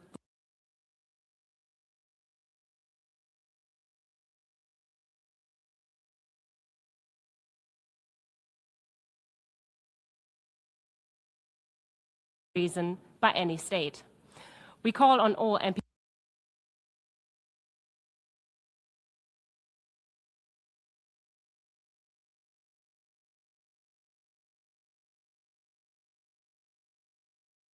a conference to urge the 5 nuclear-armed NPT states to immediately commence technical consultations on joint mechanisms to develop new confidence-building measures that strengthen capabilities to detect and deter prohibited nuclear testing prior to entry into force of the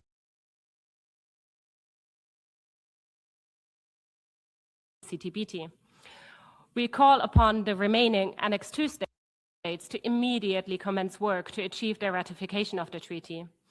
And we also call on all NPT states parties to acknowledge the humanitarian and environmental consequences of nuclear weapons testing.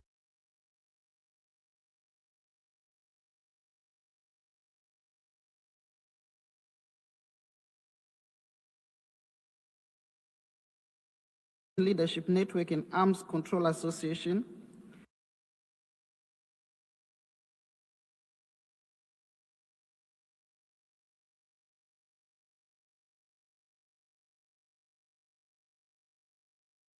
$109 organizations. We as people of faith join in solidarity with our voices to call upon the leaders of the world to rescue the Non-Proliferation Treaty.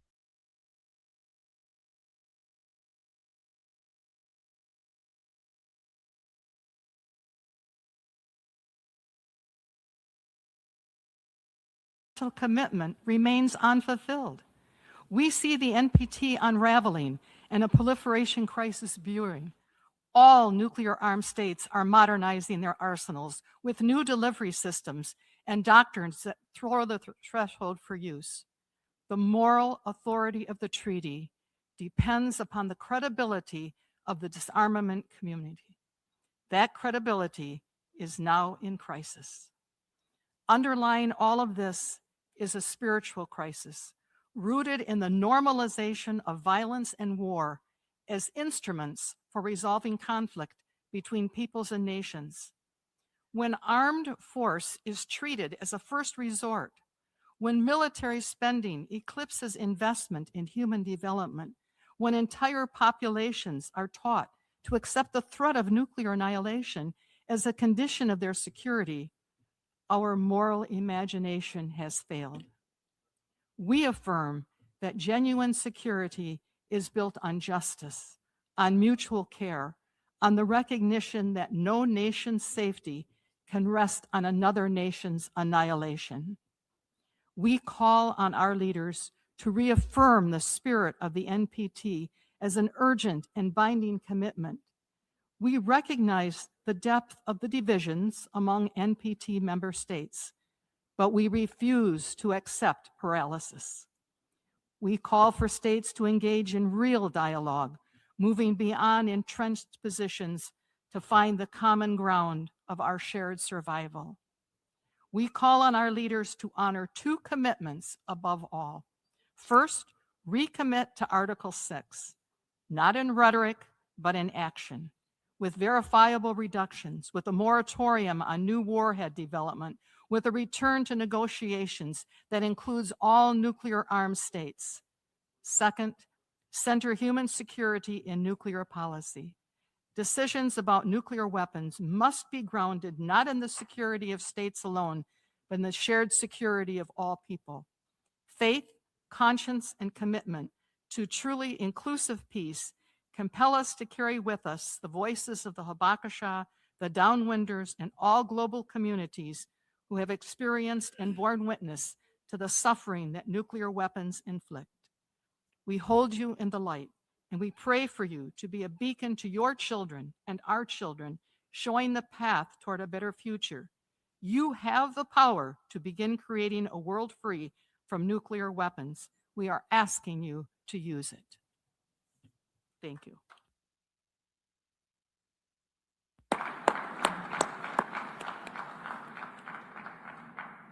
I thank the representative of civil society interfaith statement. And now I have the honor to invite Reverend Masamichi Kamiya of Religions for Peace. President, Excellencies, distinguished delegates, on behalf of Religions for Peace, I wish to express our appreciation for the opportunity to address this review conference. Religions for Peace is a global interfaith movement bringing together representatives of the world's major religious traditions united in a shared commitment to peace, justice, and flourishing of all humans in the earth and its web of life. Despite our greatest efforts for the last 80 years, we are still living in a world where the basic right is at risk. nuclear weapons remain silent, powerful, and ever-present a danger to human survival. The suffering witnessed in Hiroshima and Nagasaki remains a stark and enduring warning of the catastrophic humanitarian consequences of nuclear weapons. In today's context, the consequences would likely be far more widespread and severe in the event of accident, miscalculation, or deliberate use. Across all different faiths and traditions, we affirm that the society founded on the principles of might and destruction cannot be just and inclusive.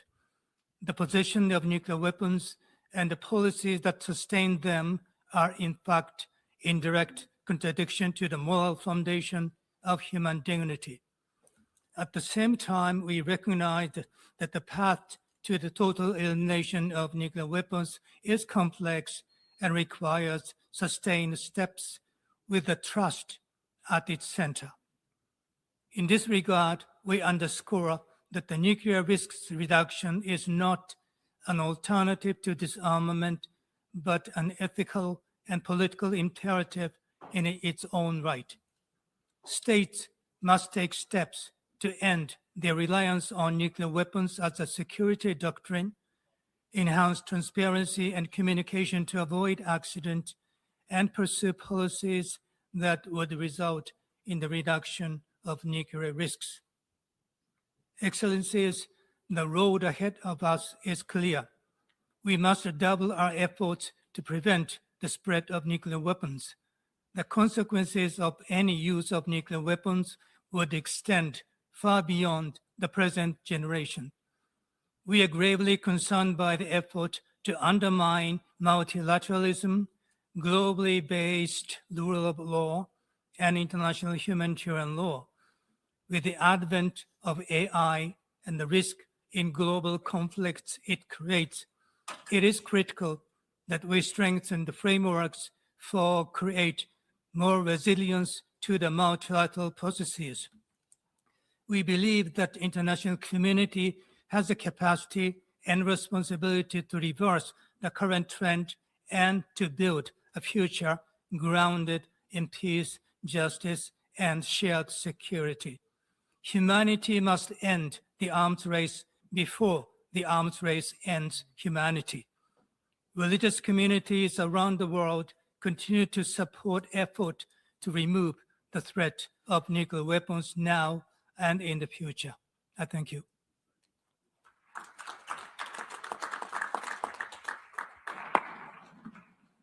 I thank the distinguished representative of Religions for Peace.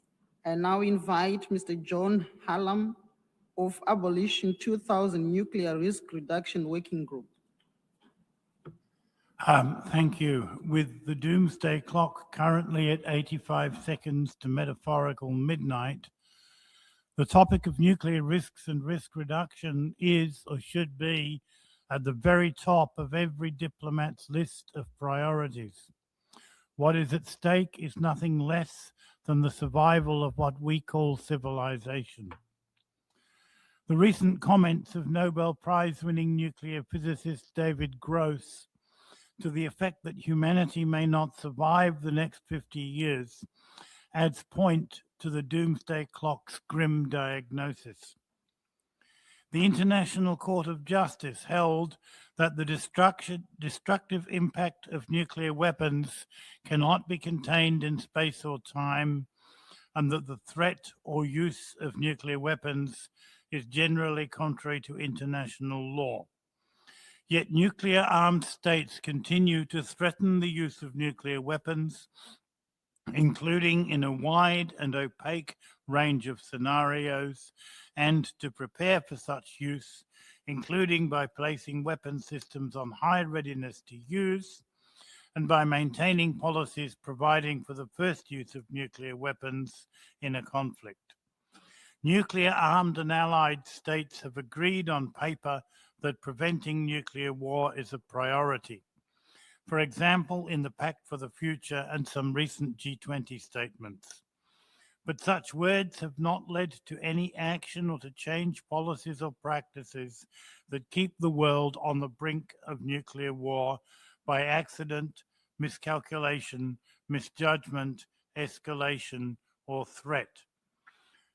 Civil society joined with the non-nuclear states to urge real action on nuclear risk reduction. In 2023, No First Use Global presented Nuclear Taboo from Norm to Law to the NPT PrepCom, endorsed by over 1,100 notables, former prime ministers, foreign ministers, defense ministers, legislators, academics, scientists, religious leaders, youth and representatives of civil society organizations. The appeal called specifically on the NPT to enshrine the norm of non-use of nuclear weapons as a dictate of international law and to require all member states to comply fully in order to ensure their security policies and practices rule out the initiation of nuclear war, including first use of nuclear weapons. On September 26th last year, a similar Nuclear Abolition Day appeal with even wider endorsement was presented to the UN high-level meeting, commemorating the International Day for the Total Elimination of Nuclear Weapons. This appeal is being again presented to the NPT Review Conference this afternoon in a couple of minutes by our colleague Rebecca Shute from the Nuclear Abolition Day Coalition.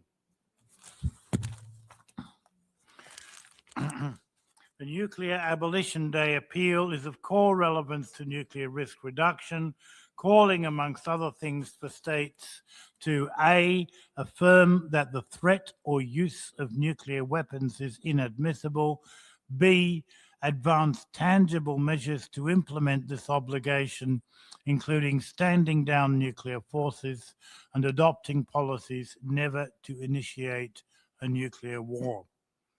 Each time an NGO representative has stood or sat here and talked about nuclear risks and nuclear risk reduction, that person, which has normally been me, has had to say, this year is the most dangerous year so far, and then next year has been even more dangerous. However, it has now been several weeks since representatives of a certain government made explicit threats to destroy either the UK or Germany or Poland or all of Europe. It is some time since this representative became numb to the many such threats recycled, sometimes multiple times a week. Are they bluff? Should we believe them? Is nuclear doomsday round the corner? Or will we still be here 10 years down the track asking the same question? Hopefully we will. No time is better than now, the 81st anniversary of the nuclear bombing of Hiroshima and Nagasaki and the establishment of the United Nations, to undertake these actions to achieve a nuclear weapon-free world and to protect current and future generations. 3 minutes is not enough time to do justice to the terrifying topic of nuclear risk and risk reduction. 3 to 7 minutes is, however, of the order of time that senior decision makers will have in an actual nuclear emergency. Thank you.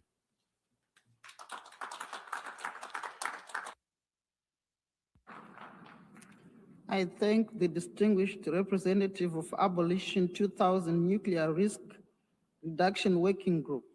I now have the honor to invite Mr. Bill Kidd of Parliamentarians for Nuclear Non-Proliferation and Disarmament.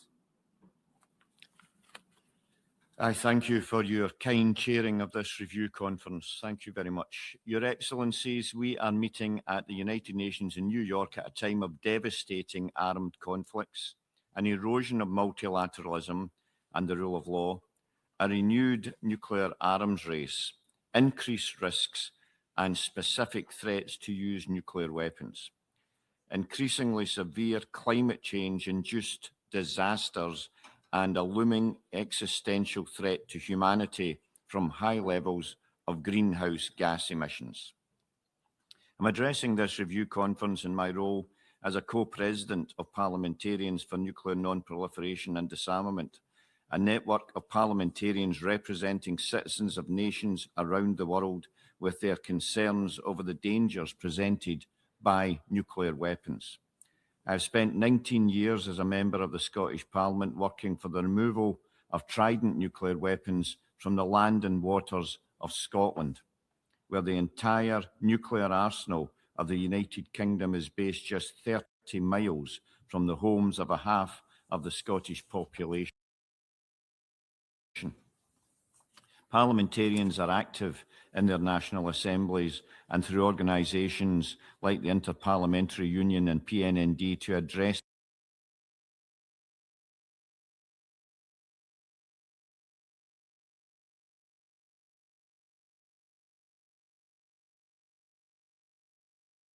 to prevent nuclear war, resolve international conflicts peacefully, protect the climate for current and future generations, and set in motion concrete processes to achieve the peace and security of a nuclear weapon-free world. We need to strengthen the roles of the UN General Assembly, International Court of Justice, and International Criminal Court to prevent and build accountability for acts of aggression. And we need to support the establishment of additional nuclear weapon-free zones, especially as it stands in the Middle East. In these ways, we can replace the reliance on nuclear deterrence with reliance on common security. In 2024, 70 parliamentarians from 34 legislatures endorsed the appeal Turn Back the Doomsday Clock, which was presented to the NPT PrepCom in Geneva. It includes 9 concrete recommendations for achieving the peace and security of a nuclear weapon-free world, a world based on the common security of the UN Charter, not on the threat or use of force. You can view these recommendations in the written version of our statement today. Our one immediate step not included is our 2024 appeal is to end the war by US and Israel against Iran through common security. Newsweek recently shared an article by PNND Council member Jonathan Granoff titled, "War Will Not Stop Iran's Nuclear Threat. This Could." It advocates making comprehensive inspection categories, much like the JCPOA and the Chemical Weapons Convention, to apply to all non-nuclear weapon states parties to the NPT, not just Iran. This would make the world safe, stop the next new North Korea, and allow both the USA and Iran to rightfully claim a victory for the world. It would also strengthen the legitimacy of the NPT regime by reinforcing its non-proliferation pillar.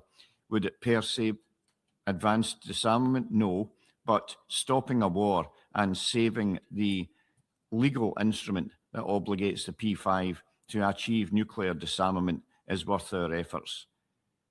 We cordially invite you to a side event on May the 6th, organised by PNND and the Inter-Parliamentary Union, entitled A Nobel Effort at the Roles and Actions of Parliamentarians to Support Diplomacy, Disarmament and International Humanitarian Law. We will discuss these ideas in more depth, and I thank you very much indeed.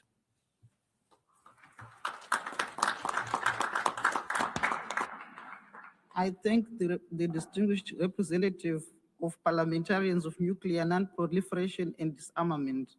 I now have the honor to invite Ms. Rebecca Schutt of nuclearabolitionday.org. Honorable President, Excellencies, distinguished delegates, I speak on behalf of nuclearabolitionday.org, an open coalition of civil society organizations launched at the United Nations last July to build cooperation for and elevate the global impact of the UN International Day for the Total Elimination of Nuclear Weapons.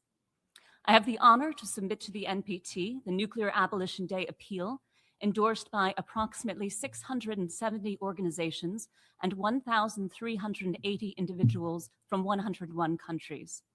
The appeal was initially presented to the high-level plenary on September 26, 2025, the International Day for the Total Elimination of Nuclear Weapons. This appeal is not abstract. It is a collective warning and a collective demand for action equal to the risk we face. Across regions, sectors, and generations, signatories are united by a simple truth. The current trajectory is unsustainable. The risk of nuclear use by accident, miscalculation, escalation, or intent remains unacceptably high. The consequences would be catastrophic, immediate, and irreversible.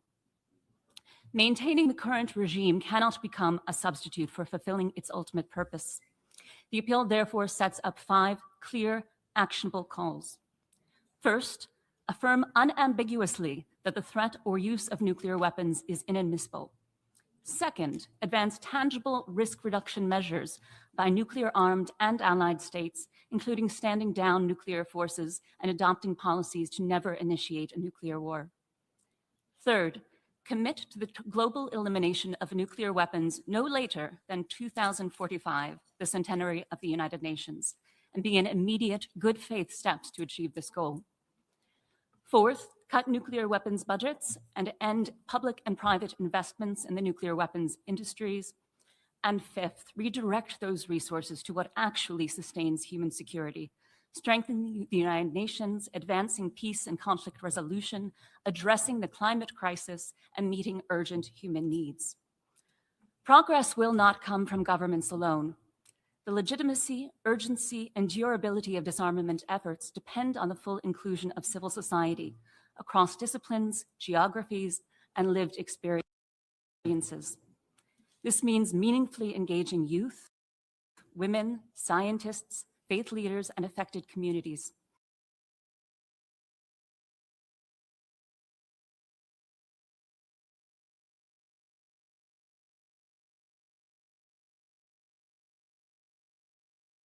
International law and local action. There is no more fitting moment than this year to act. 2026 marks the 30th anniversary of the advisory opinion of the International Court of Justice on the legality of the threat or use of nuclear weapons, an opinion that underscored both the profound legal constraints on these weapons and the obligation to pursue and conclude negotiations leading to complete nuclear disarmament. It is also the 80th anniversary of that court itself, an institution created to uphold the rule of law at the international level, even in the most consequential matters. These anniversaries are not symbolic. They are reminders of unfinished commitments and of promises deferred for far too long. At a time of rising risk and eroding trust, the choice before us is stark. Allow instability to dictate out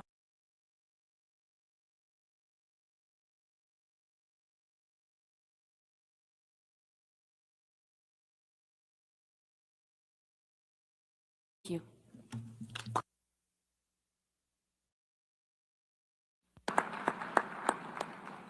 I thank the distinguished representative of nuclearabolitionday.org. I now have the honor to invite Ms. Kekashan Basu of World Federalist Movement Institute for Global Policy. Thank you, Honorable Chair. Your Excellencies, distinguished delegates, and colleagues, my name is Kehekasha Basu, and I speak as the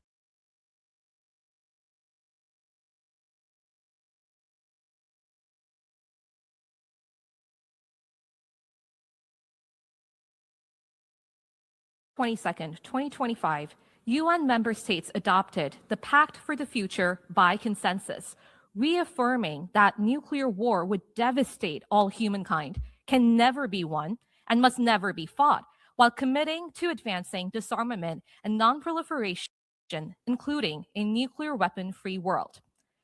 As a young woman who spent more than a decade advancing disarmament education to lift the veil of secrecy surrounding nuclear weapons and raising awareness of the risks they pose, I now see a growing sense of urgency for security approaches that are rooted in cooperation, accountability, and shared responsibility. The pursuit of a nuclear weapon-free world is grounded in international law as affirmed by the International Court of Justice in 1996. We call on NPT state parties to begin a phased transition away from nuclear deterrence and to initiate negotiations on a mutual, verifiable framework for global abolition by 2045.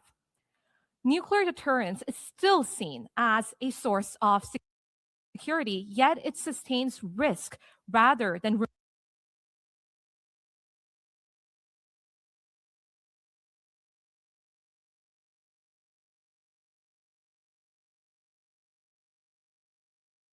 There's already a strong foundation to build on as a result of civil society and policy initiatives to reduce reliance on nuclear deterrence, including strengthening nuclear weapon-free zones, advancing arms control agreements, and making more effective use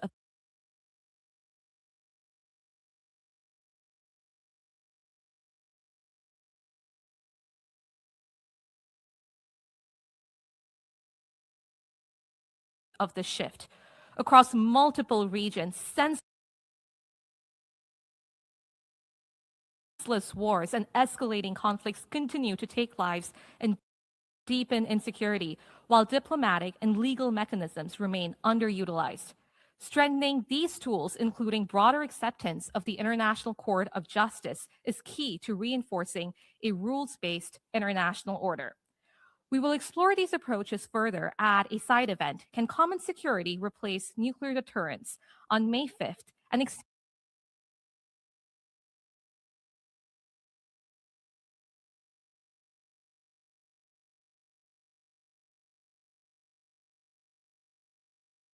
consequences. 4. The decisions taken today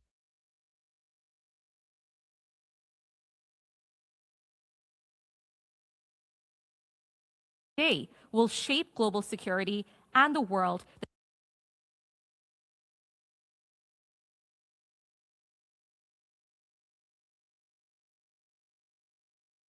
that future generations inherit. I thank you.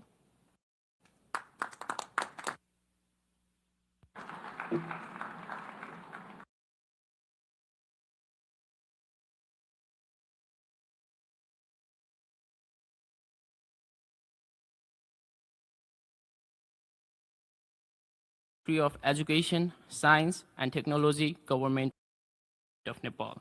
More than 5 decades. That is how long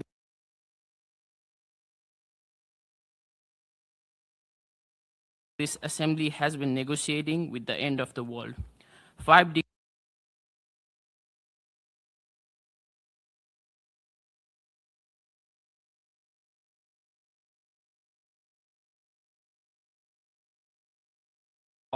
With our statements and our brackets and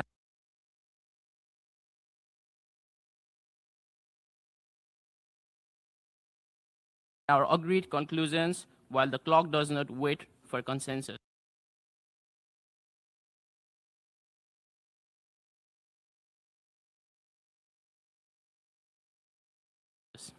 The Bagmati UNESCO Club has traveled from the ancient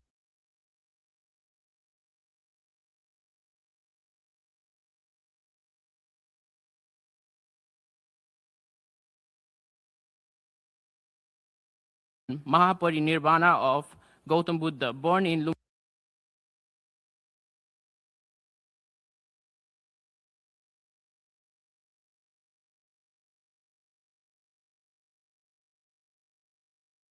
respect for sovereignty, mutual non-aggression, mutual non-interference, equality, and mutual benefit.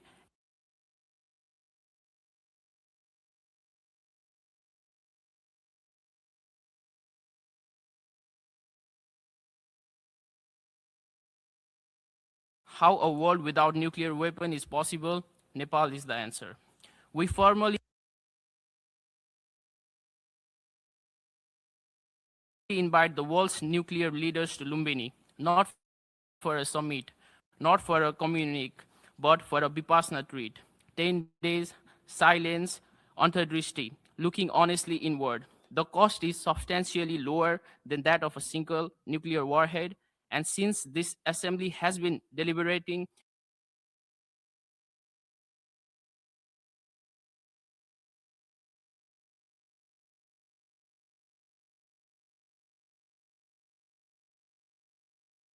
policy paper and not in a future scenario. Today, the Bulletin of the Atomic Scientist and the Future of Life Institute have each said the same thing with increasing alarm. AI integration raises the risk of miscalculation, unintended escalation, and a machine making the final irreversible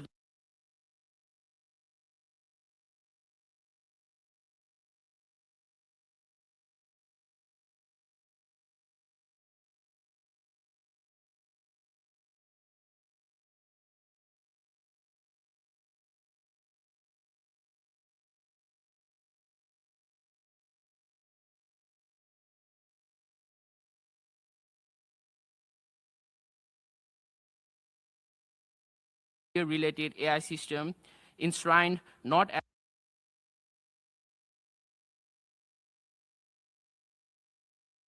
as a guidance or aspiration, but as binding international law. We align fully with the ethics of artificial intelligence. We call for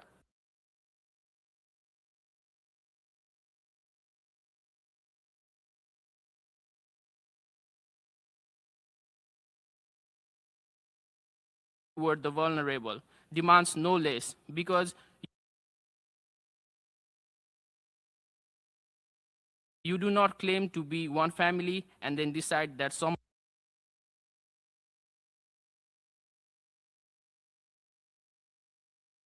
of its members do not get medicine.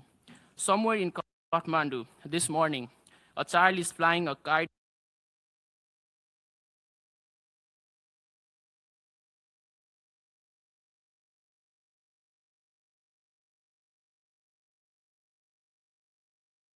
every child born into whatever world this assembly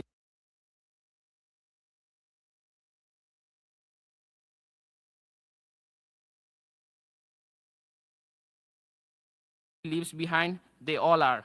They have no delegate here.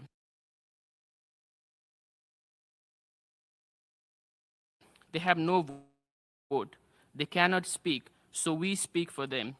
Honorable Chair,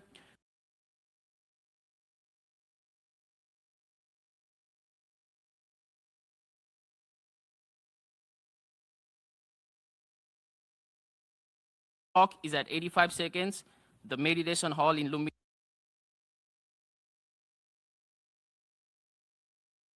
Lumbini has no clock.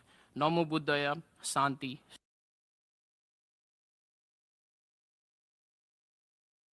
Shanti, Shanti. Thank you.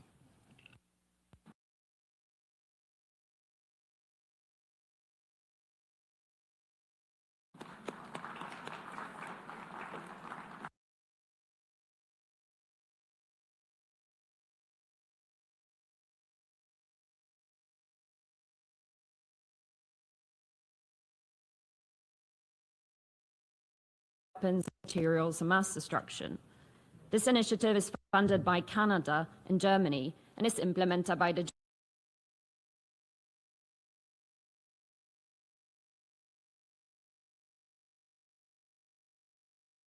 Johns Hopkins Center for Health Security, King's College London,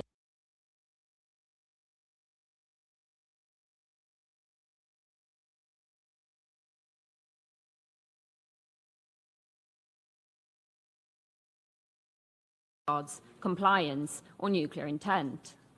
Radiological and nuclear issues are technically complex and rely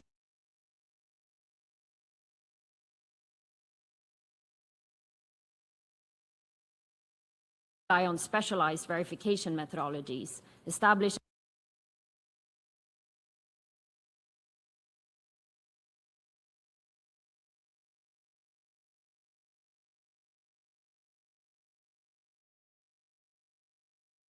diplomatic positions before technical clarification is available. Technical findings may be selectively presented, reframed, or simplified, reducing complex issues to binary narratives. This risks distorting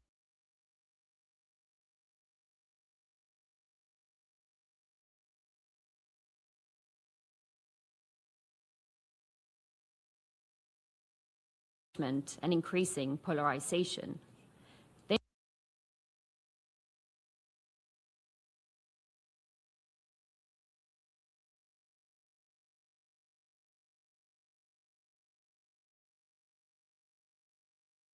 Before drawing conclusions can support stability in deliberations. This challenge cuts across all three pillars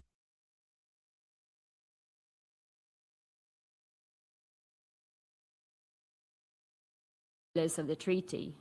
In the context of non-proliferation,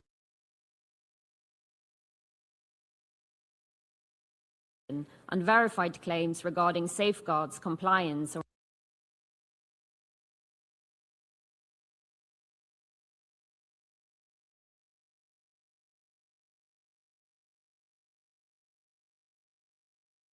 benefits of nuclear applications. To support the integrity of the treaty discussions, key standards should be implemented, including all allegations should be grounded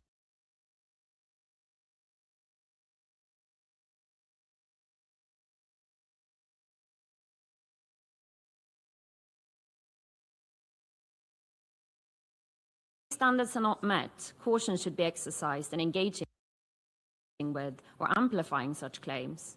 Verification through competent international bodies and trusted expert networks, requests for clarification through established treaty mechanisms, and internal coordination before responding should be prioritized.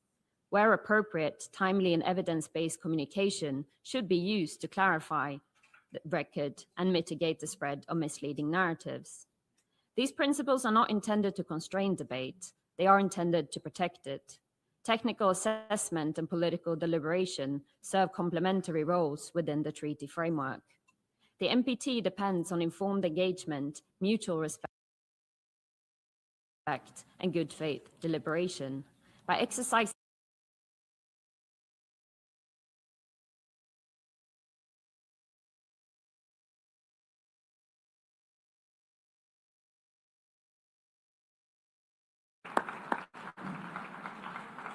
I thank the representative of Open Nuclear Network, and now I have the honor to invite Mr. Jarek Browner and Ms. Rouge Ali, who are delivering a civil society youth statement. Madam President and distinguished excellencies, this review conference convenes at a time of significant risk, marked in recent weeks by alarming inflammatory rhetoric of escalation. The global nuclear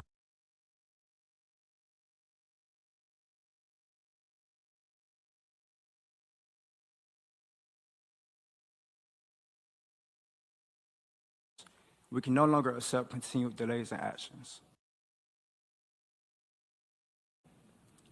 Madam President and distinguished excellencies, at a time when the transatlantic slave trade has been officially recognized by the UN General Assembly as a gravest crime against humanity, we find ourselves at a crossroads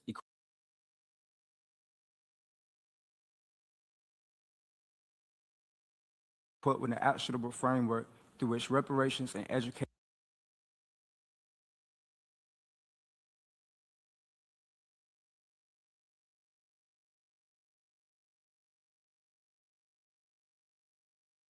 nuclear testing spanning the Marshall Islands, Kiribati, New Mexico, and Kazakhstan. Distinguished delegates, we offer you the following recommendations. First, we urge all state parties to reaffirm and fully implement their commitments under the treaty across its three pillars. Second, we urge states parties to engage substantively with the framework of the Treaty on the Prohibition of Nuclear Weapons to advance measurable progress on nuclear disarmament. As a complement to the NPT, the TPNW operationalizes Article 6 by providing a concrete pathway from commitment to implementation. Third, we encourage serious consideration of forward-looking approaches to contemporary nuclear proliferation challenges, particularly those that address regional needs and promote cooperative security frameworks, such as nuclear weapon-free zones. While 5 zones have been successfully established since the inception of the NPT, progress toward a Middle East nuclear weapon-free zone remains stalled and contested. More than ever, we emphasize the importance of working towards this arrangement, which provides tangible security benefits. Fourth, we urge states parties to support the establishment of the International Trust Fund for Victim Assistance and Environmental Remediation, which is being spearheaded by Kazakhstan and Kiribati. We find it to be the most concrete and logical mechanism yet proposed to address the living humanitarian legacy of nuclear weapon testing. Lastly, we encourage increased and sustained resources to advance nuclear non-proliferation and disarmament education and awareness-raising initiatives, ensuring that the story of who has borne the cost of those nuclear detonations is taught, and that young people in affected communities can access with informed understanding the processes where decisions about their lives are made.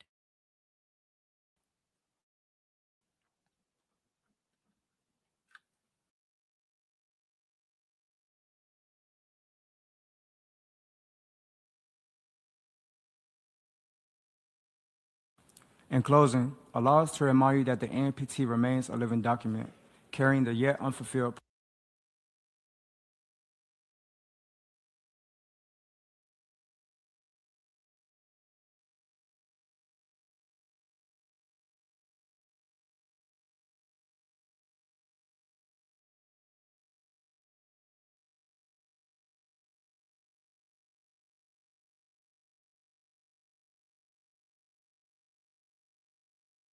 for Society Youth Statement. I now have the honor to invite Mr. Daiki Katsukawa of Hiroshima and Nagasaki Peace Messengers.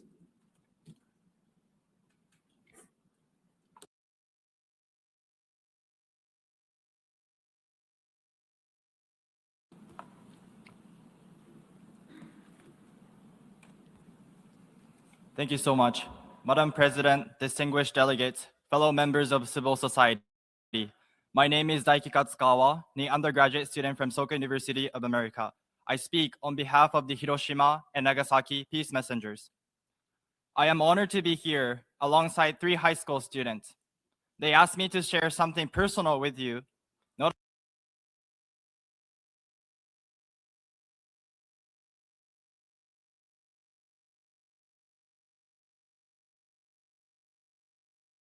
spoke by, but some pose, some sign.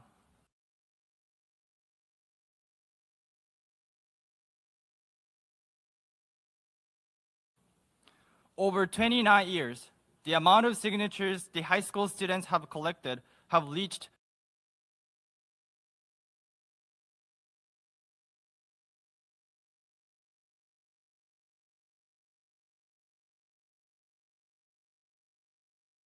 or the building or the formality of it all. They write about you. They write about the UN officers and delegates they meet, those working each day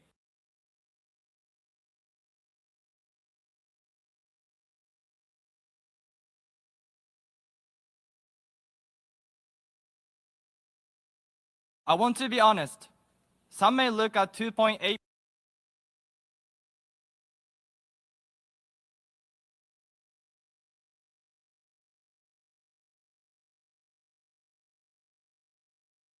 and struggle with both truths.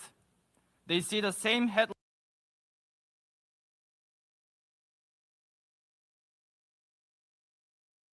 headlines you do, and yet they're still choosing to act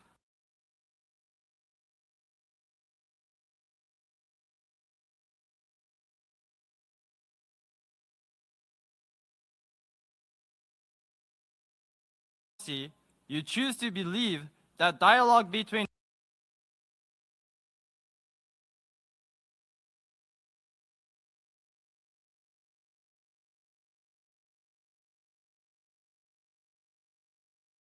exist. This tradition continues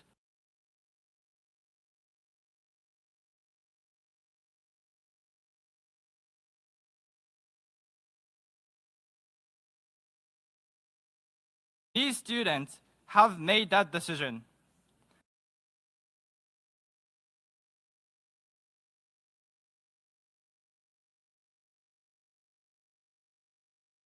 We are asking you to move the needle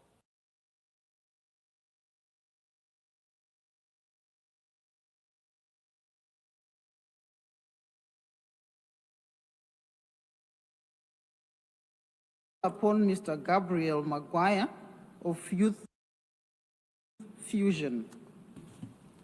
Distinguished delegates, my name is Gabriel Maguire. I am 20 years old and I have the honor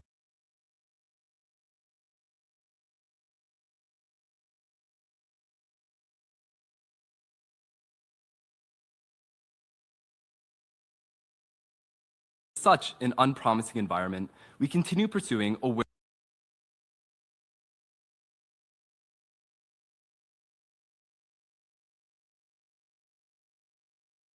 awareness raising, educational, and advocacy initiatives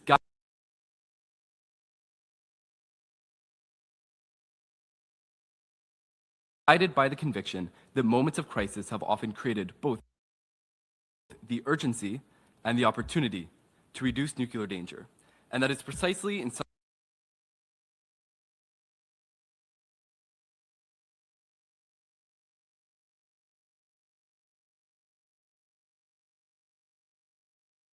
are often excluded.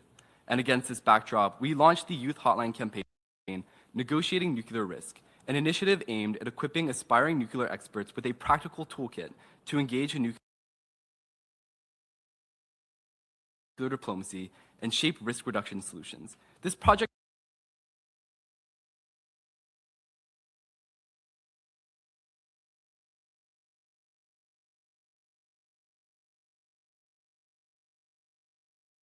and institutionalize sustained youth participation as a source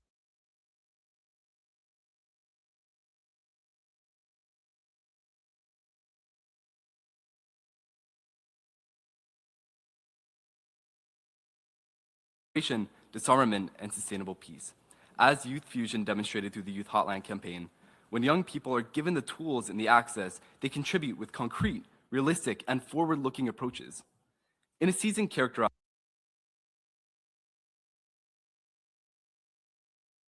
by compounding nuclear risk, these measures will strengthen both the effectiveness and the long-term credibility of the non-proliferation regime. We believe that empowering youth and integrating their contributions in key nuclear decision-making processes represents not only an investment in the future, but also an immediate asset for addressing today's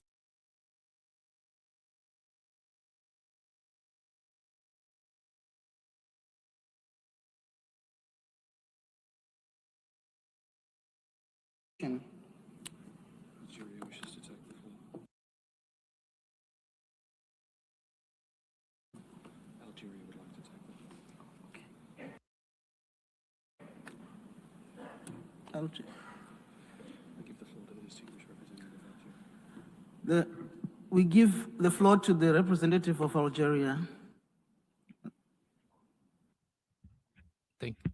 Thank you, Madam President. Good afternoon to you and to everyone in the hall. Thanks.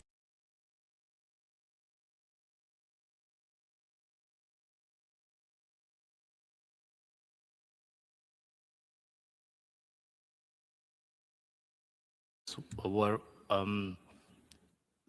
they went beyond the time limit, so I don't know what's the reason why that organization was interrupted. If it was technical, then perhaps that organization should be allowed to continue the statement. So thanks for your clarification.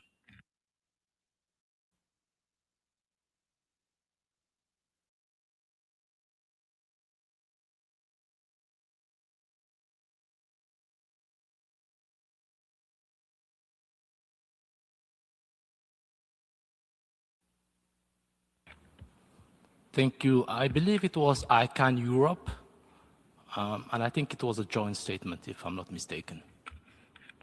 Thanks.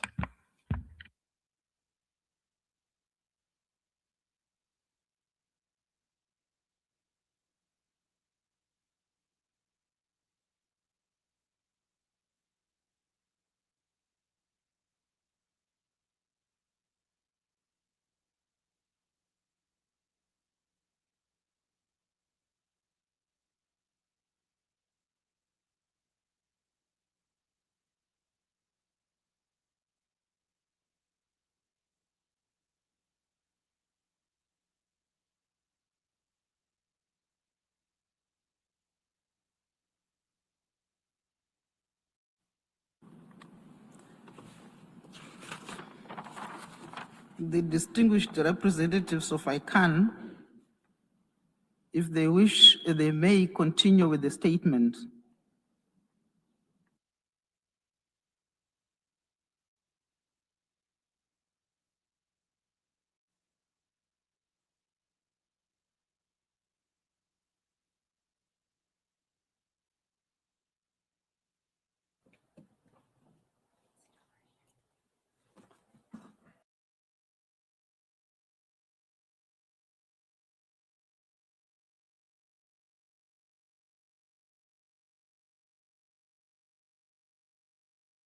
Thank you very much, Presidency. Distinguished Chair, Excellencies, and esteemed colleague, we, the European partner organizations of the International Campaign to Abolish Nuclear Weapons, wish to raise concern about current deviation in the interpretation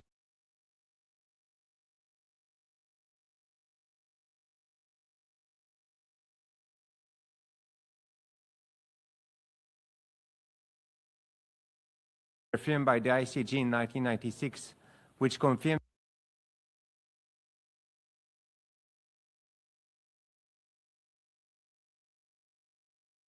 the existence of a legal obligation not only to negotiate but to achieve a precise result nuclear disarmament in all its aspects.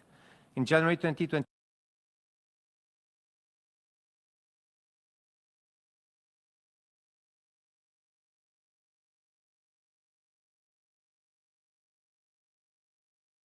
been contributing to this weakening of the non-proliferation regime.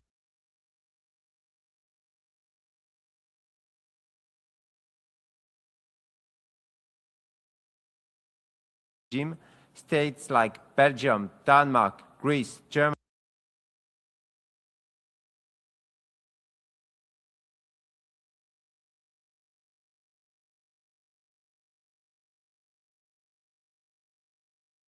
Belarus, the French initiative contribute to establishing nuclear alliance as a norm. In this context, one question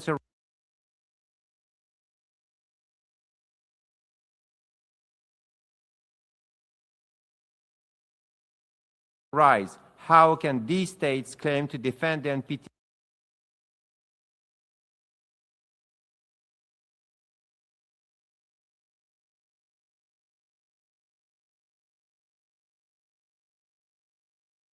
Is this a reasonable path? As civil society organizations and as citizens of European states, we call on our governments to finally ensure security.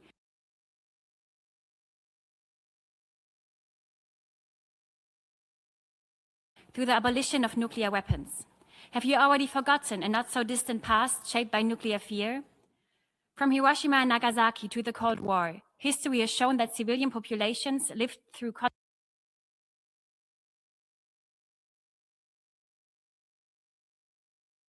constant crisis under the permanent threat of escalation.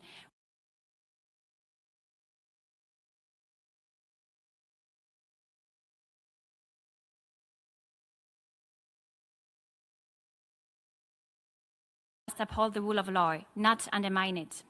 Let us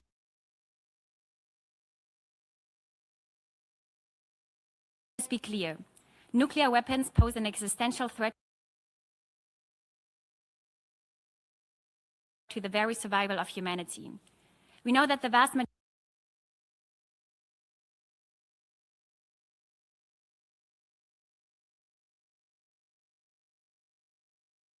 majority of states reject nuclear weapons, as demonstrated by the commitment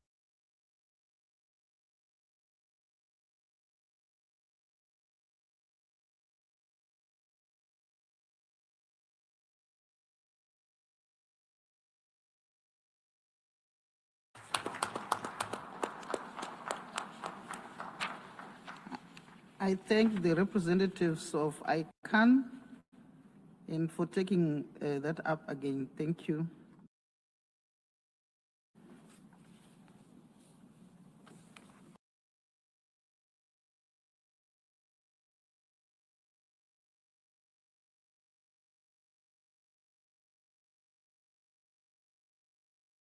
List of speakers for this meeting. I would like take this opportunity to thank the speakers and to express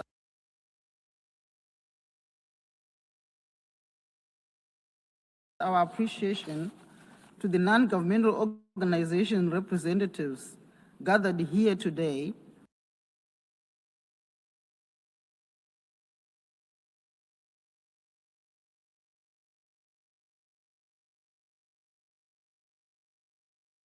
Committee 1 will be held today at 3 p.m. in the General Assembly Hall. I'll now give the floor to the Secretariat to make an announcement.